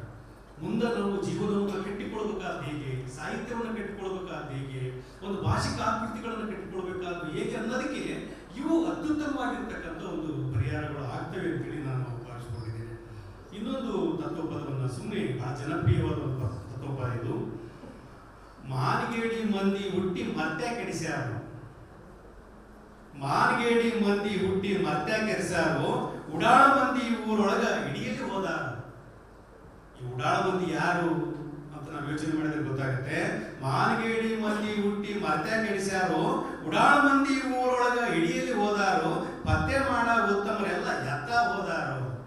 ಈ ಭಾಷೆಯನ್ನು ಗಮನಿಸಿ, ಇದರೊಳಗಡೆ ಇರುವಂತಹ ತತ್ವವನ್ನು ಗಮನಿಸಿ, ಇದರ ಲಯವನ್ನು ಗಮನಿಸಿ, ಇದು ಕಾವ್ಯವನ್ನು ಕಟ್ಟುವ ಬಗೆಯನ್ನು ಗಮನಿಸಿ, ಒಂದು ಹೊಸ ನುಡಿಗಟ್ಟನ್ನು ಗಮನಿಸಿ, ಇವ್ಯಾವು ಕೂಡ ಮೀಮಾಂಸೆ ಒಳಗಡೆ ಬರ್ಲಿಕ್ಕೆ ಸಾಧ್ಯ ಇಲ್ಲ, ಕಲಾ ಸಿದ್ಧಾಂತದೊಳಗಡೆ ಬರ್ಲಿಕ್ಕೆ ಸಾಧ್ಯ ಇಲ್ಲ, ಪಾಶ್ಚಾತ್ಯ ಮೀಮಾಂಸೆ ಸಿದ್ಧಾಂತದೊಳಗಡೆ ಬರ್ಲಿಕ್ಕೆ ಸಾಧ್ಯ ಇಲ್ಲ. ಯಾಕಂದ್ರೆ ಇವೆಲ್ಲ ಸ್ವಾಯತ್ತ ಪ್ರಜ್ಞೆಯಿಂದ ನಮ್ಮ ಕೆಳ ಸಮುದಾಯಗಳು, ಅನಕ್ಷರಸ್ಥ ಸಮುದಾಯ, ಗ್ರಾಮಸ್ಥ ಸಮುದಾಯ ಸೃಷ್ಟಿ ಮಾಡಿರ್ತಕ್ಕಂಥ ನಿಜವಾದ ನುಡಿಗಟ್ಟುಗಳು.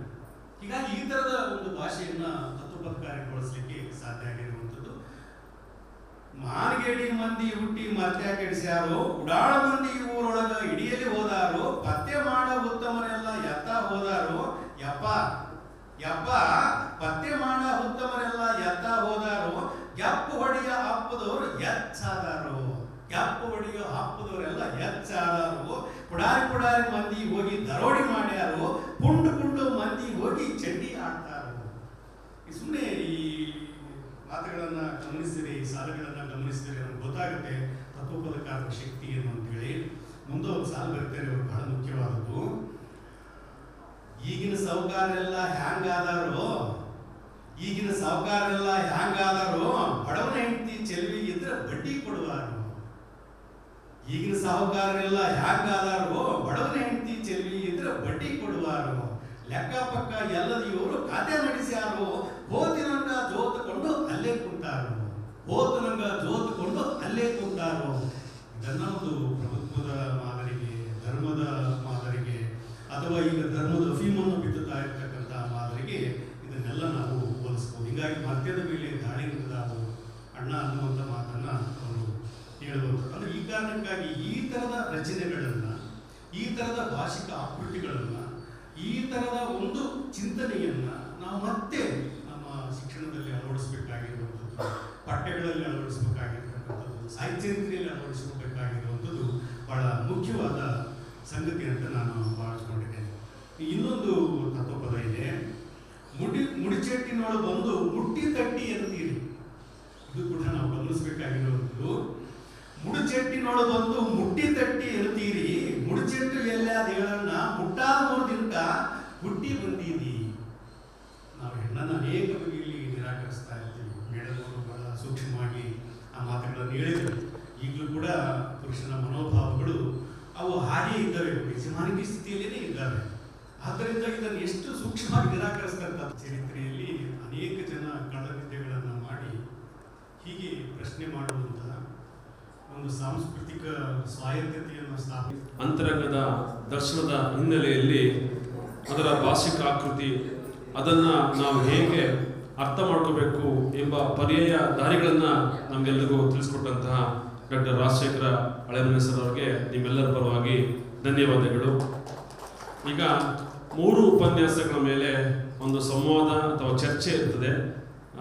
ಒಂದು 5-10 ನಿಮಿಷದಲ್ಲಿ ಮಾತ್ರ ಅವಕಾಶ ಇದೆ. ದಯವಿಟ್ಟು ಒಂದು 2-3 ಕ್ವಶನ್ ಮಾತ್ರ ಕೇಳಬೇಕು ಅಂತ ನಾನು ಪ್ರಶ್ನೆ ನೇರವಾಗಿರಲಿ, ವಿವರಣೆ ಬೇಡ. ಇದರ ಟೈಟಲ್ ಸಾಹಿತ್ಯ ಚರಿತ್ರೆ ಬಿಟ್ಟು ಹೋದ ದನಿಗಳನ್ನು ಆರಿಸುತ್ತೆ. ಮೂಲಭೂತವಾಗಿ ಚರಿತ್ರೆ ಅದನ್ನು ಮರುಕಟ್ಟಿಕೊಳ್ಳುವಿಕೆ, ಅದು ಕತೆ. ಈ ಕಥೆಯಲ್ಲಿ ಬಹುಶಃ ಸ್ವಲ್ಪ ನಾನು ಕೇಳಿದ 3 ಉಪನ್ಯಾಸಗಳ ಪೈಕಿ ಕೊನೆಯಲ್ಲಿ ಆಂಶಿಕವಾಗಿ ರಾಜಶೇಖರ ಹಳೆಮನೆ ಸ್ವಲ್ಪ ಟಚ್ ಮಾಡಿದರು. ಈ ಚರಿತ್ರೆಯ ಕಟ್ಟುವಿಕೆಯಲ್ಲಿ ಹೊರಗಿಡ್ತಾ ಬಂದ ರಾಜಕಾರಣ ಇದೆಯಲ್ಲ, ಇದು ಇನ್ನಷ್ಟು ಫೋಕಸ್ ಆಗಿದ್ರೆ ಚೆನ್ನಾಗಿರುತ್ತೆ ಅಂತ ನನ್ನ ಆಶಯ. ಯಾರನ್ನು ಹೊರಗಿಡಲಾಗಿದೆ, ಆಯ್ಕೆ ಮಾಡಿಕೊಂಡು ಕಟ್ಟುವ ಸಂದರ್ಭದಲ್ಲಿ ಯಾರನ್ನು ಒಳಗೆ ತಗೊಳ್ಳಲಾಗಿದೆ, ಯಾವ ಪ್ರಕಾರವನ್ನು ಹೊರಗಿಡಲಾಗಿದೆ ಮತ್ತು ಪ್ರಕಾರಗಳನ್ನು ಒಪ್ಪಿಕೊಳ್ಳುವ ಸಂದರ್ಭದಲ್ಲಿ ಕೂಡ ಪ್ರಕಾರಗಳ ಯಾವ ಸಂಗತಿಗಳಿಗೆ ಆದ್ಯತೆಯನ್ನು ಕೊಡಲಾಗಿದೆ, ಇವುಗಳನ್ನು ಗಮನಿಸಿಕೊಳ್ತಾ ಬಂದರೆ ಇಡೀ ಸಾಹಿತ್ಯ ಚರಿತ್ರೆಯ ಈ ಪ್ರೋಸೆಸ್ಸಲ್ಲಿ ನಮಗೆ ಒಂದು ಭಾಳ ಸ್ಟ್ರಾಂಗ್ ಆದ ಭಾಳ ಬುದ್ಧಿವಂತಿಕೆಯ ಒಂದು ರಾಜಕಾರಣ ಕಾಣಿಸುತ್ತೆ. ಬಹುಶಃ ನಮ್ಮ ಚರ್ಚೆ ಬಹುಶಃ ಆ ನೆಲೆಯಲ್ಲಿ ನಮ್ಮ ಯೋಚನೆ ಮಾಡಲಿಕ್ಕೆ ಪ್ರೇರಣೆ ಈ ವೇದಿಕೆ ಆಗಲಿ, ಅವೆಲ್ಲವೂ ಕೂಡ ಚರ್ಚೆ ಆಗ್ತದೆ ಅಂತ ನಾನು ಭಾವಿಸೋದಿಲ್ಲ. ನಾವು ತುಂಬ ಸಂಗತಿಗಳನ್ನು ಬಿಟ್ಟು ಬಂದಿದ್ದೀವಿ, ತುಂಬ ಮಂದಿಯನ್ನು ಹೊರಗಿಟ್ಟಿದ್ದೀವಿ. ಹೊರಗಿಟ್ಟವರು ನಿಧಾನವಾಗಿ ಒಳಗೆ ಬರ್ತಾ ಇದ್ದಾರೆ. ಅವರು ಒಳಗೆ ಬರ್ತಾ ಇರೋದು ಕೂಡ ಸಮೂಹದ ಒಂದು ಭಾಗಿದಾರಿಕೆ, ಪ್ರಜಾಸತ್ತಾತ್ಮಕ ವ್ಯವಸ್ಥೆ ಒಳಗಡೆ ಆದಮೇಲೆ ಅವರು ಒಳಗೆ ಬರ್ತಾ ಇದ್ದಾರೆ. ಅದಕ್ಕಿಂತ ಮುಂಚೆ ಅವರು ಹೊರಗೆ ಇದ್ದರು. ವಿಶ್ವವಿದ್ಯಾನಿಲಯಗಳ ಒಳಗೆ ಅವರು ಬರ್ತಾ ಇರಲಿಲ್ಲ, ಸಾಹಿತ್ಯ ಚರಿತ್ರೆ ಒಳಗೆ ಕೂಡ ಬರ್ತಾ ಇರಲಿಲ್ಲ. 1-2 ಮಾದರಿಗಳನ್ನು ಹೇಳಿದ್ರು, ಪಾಶ್ಚಾತ್ಯ ಮಾದರಿ, ಭಾರತೀಯ ಕಾವ್ಯಮೀಮಾಂಸೆ ಮಾದರಿ. ಈ ಮಾದರಿಗಳನ್ನು ಒಡೆದು ನಾವು ಬೇರೆ ರೀತಿಯಲ್ಲಿ ಸಾಹಿತ್ಯ ಚರಿತ್ರೆಯನ್ನು ಕಟ್ಟುವ ಅಗತ್ಯ ಇದೆ. ಈ ಅಗತ್ಯವನ್ನು ಬಹುಶಃ ಈ ವೇದಿಕೆಯ ಮೂಲಕ ನೀವು ಹೊರ ಹಾಕಿದ್ದೀರಿ ಅಂತ ನಾನು ಭಾವಿಸಿಕೊಳ್ತೇನೆ. ಧನ್ಯವಾದ. ಅವರೇ ಅದರ ಉತ್ತರವನ್ನು ಕೂಡ ಕೊಟ್ಟಿದ್ದಾರೆ. ಬರಹದ ರೂಪದಲ್ಲಿ ಕೊಡುವಾಗ ಈ ಎಲ್ಲವನ್ನು ಗಮನಿಸಬಹುದು ಮೇಡಮ್. ನೀವು 20 ಕೂಡ ಕೊಟ್ಟರು, 25 ಕೊಟ್ಟರು, 50 ಕೂಡ ಕೊಟ್ಟರು ಕೂಡ ಸಮಾಜಮುಖಿ ಅದನ್ನು ಮುದ್ರಿಸುತ್ತೆ.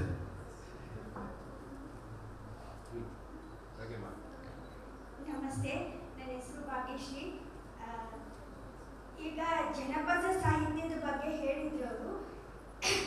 ಈಗ ಚಲನಚಿತ್ರಗಳಲ್ಲಿ ಇತ್ತೀಚಿನ ದಿನಮಾನಗಳಲ್ಲಿ ಶೈಲಿಯಾಗಿ ಬಳಸ್ಕೊತಾ ಇದ್ದಾರೆ ಹೊರತು ಪ್ರಕಾರವಾಗಿ ಯಾವುದನ್ನು ಬೆಳೆಸುವಂತ ಪ್ರಯತ್ನ ಮಾಡ್ತಾ ಇಲ್ಲ. ಯಾಕೆ? ಮತ್ತೆ ಇನ್ನೊಂದು, ಇತ್ತೀಚಿನ ಮೊದಲಾದ್ರೆ ಸ್ವಲ್ಪ ಆದ್ರೂ ಪ್ರಮಾಣದಲ್ಲಿ ಹೆಚ್ಚಾಗಿ ಬಳಕೆ ಮಾಡ್ಕೊಳ್ತಾ ಇದ್ರು ಚಲನಚಿತ್ರಗಳಲ್ಲಾಗಲಿ ಎಲ್ಲ ಕಡೆ ಆಗಲಿ. ಆದರೆ ಈಗ ಜನಪದ ಸಾಹಿತ್ಯ ಪಾರಂಪರಿಕವಾಗಿ ಉಳ್ಕೊಂಡಿದೆ ವಿನಃ ಅದನ್ನ ಒಂದು ನೆಲೆಗಟ್ಟಾಗಿ ಬಳಕೆ ಮಾಡುವಂಥದ್ದಾಗಲಿ ಬೆಳೆಸುವಂಥ ಪ್ರಯತ್ನ ಯಾರು ಮಾಡ್ತಾ ಇಲ್ಲ. ಯಾಕೆ? ಹೆಚ್ಚಾಗಿ ಹಳ್ಳಿಗಾಡಿನ ಪ್ರದೇಶಗಳಲ್ಲಿ ಮಾತ್ರ ಉಳ್ಕೊಂಡಿದೆ ಇದು. ನಗರ ಪ್ರದೇಶಗಳಲ್ಲಂತೂ ಈಗ ಹೆಚ್ಚಾಗಿ ಕಂಡು ಬರ್ತಾ ಇಲ್ಲ. ಇದು ಭಾಗ್ಯ ಅವ್ರು ಕೇಳಿದ್ದು ಹಿಂದೆ ಒಂದ್ಸರಿ ಇದೇ ಪ್ರಶ್ನೆ ಕೇಳಿದ್ರು. ಅವ್ರ ಪ್ರಶ್ನೆ ಇರೋದೇನಂದ್ರೆ, ಜಾನಪದ ಮೂಲ ಮಟ್ಟಿನ ಸ್ವರೂಪದಲ್ಲಿ ಇಲ್ಲ, ಯಾಕೆ ಸಿನಿಮಾಕ್ಕೆ ಬಂದ ಕೂಡಲೇ ಈ ಸಂಗೀತಕ್ಕೆ ಅಳವಟ್ಬಿಟ್ಟು ಇಷ್ಟೆಲ್ಲ ಬದಲಾವಣೆ ಆಗಿದೆ, ಮೂಲ ಯಾಕಿಲ್ಲ ಅಂತ ಅವ್ರ ಪ್ರಶ್ನೆ ಹಿಂದೇನು ಕೇಳಿದ್ರು ಅಲ್ವಾ ಭಾಗ್ಯಮ್ಮ?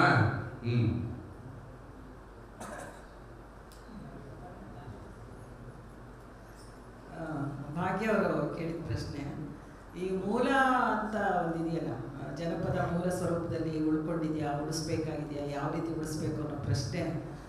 ಮೊದಲನೇದಾಗಿ ಜನಪದದ ಬಗ್ಗೆ ಒಂದು ಸರಿಯಾದ ತಿಳುವಳಿಕೆ ಇಲ್ದಿರೋದೇ ಇದಕ್ಕೆಲ್ಲ ಕಾರಣ ಅಂತ. ಈಗ ಅದನ್ನು ಯಾವುದೇ ರೂಪದಲ್ಲಿ, ಈಗ ಸಿನಿಮಾದಲ್ಲಿ ಬಳಸ್ಕೊಳ್ಳಿ ಅಥವಾ ಜಾತ್ರೆಗಳಲ್ಲಿ ಬಳಸ್ಕೊಳ್ಳಿ, ಅದು ಒಂದು ಆಯಾಮ. ಆದರೆ ನಿಜವಾದ ರೀತಿಯಲ್ಲಿ ಜಾನಪದವನ್ನು ಉಳಿಸ್ಕೋಬೇಕು ಅಂತ ಹೇಳಿದ್ರೆ ಆ ಜನಪದ ಅಂತಸತ್ವವನ್ನು ಗುರುತಿಸುವಂತಹ ಪ್ರಯತ್ನಗಳು ಆಗಬೇಕು. ಈಗ ವಿದ್ವಾಂಸರೇ ಅದನ್ನು ಮರಿತಾ ಇದ್ದಾರೆ. ಆ ಗಂಭೀರ್ಯವನ್ನು ಮತ್ತು ಜನಪದ ಅಂದ್ರೆ ಏನು ಅನ್ನೋದನ್ನು ಸಂಗ್ರಹ ಕಾರ್ಯಗಳಲ್ಲಿ ಎಲ್ಲ ವಿಷಯದಲ್ಲೂ ಅದನ್ನು ಮರೆತು ಅದನ್ನು ತುಂಬಾ ಕಡೆಗಣಿಸ್ತಾ ಇರೋದ್ರಿಂದ ಇವತ್ತು ಜಾನಪದದ ಸ್ಥಿತಿ ಹೀಗಾಗಿದೆ. ನಗರಗಳಲ್ಲಿರೋ ಜಾನಪದ ನಾವು ಸರಿಯಾಗಿ ಗುರುತಿಸ್ತಾ ಇಲ್ಲ, ಗ್ರಾಮೀಣ ಜಾನಪದನೂ ಗುರುತಿಸ್ತಾ ಇಲ್ಲ. ಹೇಗೆ ಉಳಿಸ್ಕೋಬೇಕು, ಯಾವುದನ್ನು ಉಳಿಸ್ಕೋಬೇಕು, ಯಾವ ರೀತಿ ಉಳಿಸ್ಕೋಬೇಕು ಅನ್ನೋದ್ರ ಬಗ್ಗೆ ಗಂಭೀರ ಪ್ರಯತ್ನಗಳಾಗಬೇಕು. ಇವತ್ತು ನಾವು ನೋಡ್ತಾ ಇದ್ದೀವಿ, ಹೇಳಬೇಕು ಬೇಡ ಗೊತ್ತಿಲ್ಲ. ಇವತ್ತು ಸರ್ಕಾರದಲ್ಲಿ ಅಕಾಡೆಮಿ ಅಧ್ಯಕ್ಷರು ಅಂತ ಮಾತಾಡೋ ಒಬ್ಬ ಕಲಾವಿದರನ್ನ ಅಧ್ಯಕ್ಷರನ್ನ ಮಾಡ್ತಾರೆ. ಅಂದರೆ ಜಾನಪದ ಅಂದರೆ ಜನಪದ ಕಲೆಗಳು ಅನ್ನೋ ಮಟ್ಟಿಗೆ ಬಂದ್ಬಿಟ್ಟಿದೆ ಇವತ್ತು. ಪ್ರತಿಯೊಂದು ಅಷ್ಟೇ, ಇವತ್ತು ರಾಜ್ಯೋತ್ಸವ ಪ್ರಶಸ್ತಿ 8 ಜನಕ್ಕೆ ಜನಪದ ಕಲಾವಿದರಿಗೆ ಪ್ರಶಸ್ತಿ ಕೊಟ್ಟರು. ಅಂದರೆ ಇವತ್ತು ಜನಪದ ವಿದ್ವಾಂಸರು ಜಿ ಶಂಪ ಇರ್ಬೋದು, ನಾಗೇಗೌಡರು ಇರ್ಬೋದು, ಡಿ ಲಿಂಗಯ್ಯ ಇರ್ಬೋದು, ಇವರೆಲ್ಲ ಆ ಸಂಗ್ರಹ ಕಾರ್ಯಗಳನ್ನ 70-60ರ ದಶಕದಲ್ಲಿ ಮಾಡದೇ ಇದ್ರೆ ನಮಗೆ ಮೆಟೀರಿಯಲೇ ಇರ್ತಿರ್ಲಿಲ್ಲ. ಇವತ್ತು ಯಾವ ಹಳ್ಳಿಗೆ ಹೋಗ್ರಿ ಯಾರೂ ಕೂಡ ಜನಪದದ ವಿಷಯಗಳನ್ನ ಹೇಳುವಂಥ ಒಂದು ಜನ್ರೇಷನ್ನೇ ಹೊರಟೋಗಿದೆ.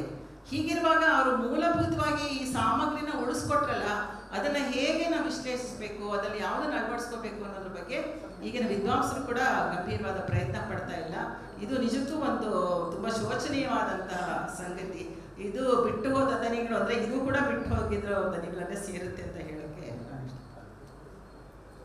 ನಾನು ಪ್ರಶ್ನೆಗಳು ಬಹಳಷ್ಟು ಇದ್ರೂ ಕೂಡ ಸಮಯದ ಅಭಾವ ಇದೆ. ಸಂಧ್ಯಾ ಮೇಡಮ್ ಹೇಳಿದಂತಹ ಮಾತಿಗೆ ಇನ್ನೊಂದು ಉತ್ತರವನ್ನ ಸೇರಿಸೋದಾದ್ರೆ, ಜನಪದ ಅನ್ನುವುದನ್ನ ಬರೀ ಪದಗಳಲ್ಲಿ ಮಾತ್ರ ನೋಡೋದಲ್ಲ, ಅಥವಾ ಅದನ್ನ ಒಂದು ಮಟ್ಟಿನಲ್ಲಿ ನೋಡೋದಲ್ಲ. ಬೇಂದ್ರೆಯವರು ಕೂಡ ಜನಪದವನ್ನ ಬಳಸ್ಕೊಂಡ್ರು ಅಂತ ನಾವು ಹೇಳ್ತೀವಿ. ಅಲ್ಲಿ ಅವರು ಆಡು ಮಾತಿನ ದನಿಯ ಏರಿಳಿತಗಳನ್ನ ಮತ್ತು ಧಾರವಾಡದ ಕನ್ನಡದ ಪ್ರಾದೇಶಿಕತೆಯನ್ನು ಬಳಸ್ಕೊಂಡ್ರು.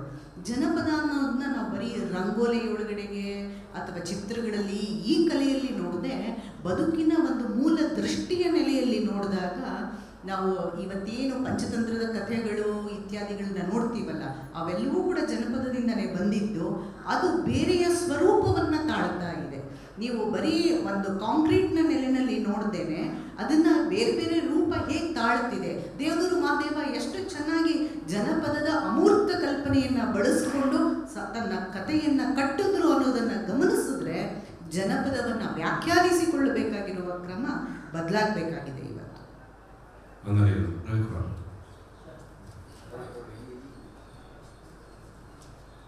ನಿಜವಾಗಿ ಸಾಹಿತ್ಯ ಚರಿತ್ರೆಯಲ್ಲಿ ಬಿಟ್ಟು ಹೋದ ದನಿಗಳನ್ನು ನಾವು ಹೊಸದಾಗಿ ಈ ಗೋಷ್ಠಿಯ ಮೂಲಕ ಕಂಡುಕೊಂಡಿದ್ದೀವಿ. ಈ ಗೋಷ್ಠಿಯಲ್ಲಿ 3 ಉಪನ್ಯಾಸವನ್ನು ನೀಡಿದಂಥ doctor K R Sandhya Reddy madam, S Shashikala madam, doctor Rajashekhara Ayyanavar sir, ಈ ಮೂವರಿಗೂ ಕೂಡ ಸಮಾಜಮುಖಿ ಅವರ ಪರವಾಗಿ ನಾನು ಹೃದಯಪೂರ್ವಕವಾದ ಧನ್ಯವಾದ ಅರ್ಪಿಸ್ತಾ ಇದ್ದೀನಿ. ಧನ್ಯವಾದಗಳು ಮೂವರಿಗೂ ಕೂಡ. ಅದೇ ರೀತಿ ಸಭೆಯಲ್ಲಿ ಹಾಸನದಂಥ ಎಲ್ಲ ಸಾಹಿತ್ಯಾಸಕ್ತರು ಕೂಡ ನಾನು ಧನ್ಯವಾದ ಅರ್ಪಿಸ್ತಾ ಇದ್ದೀನಿ.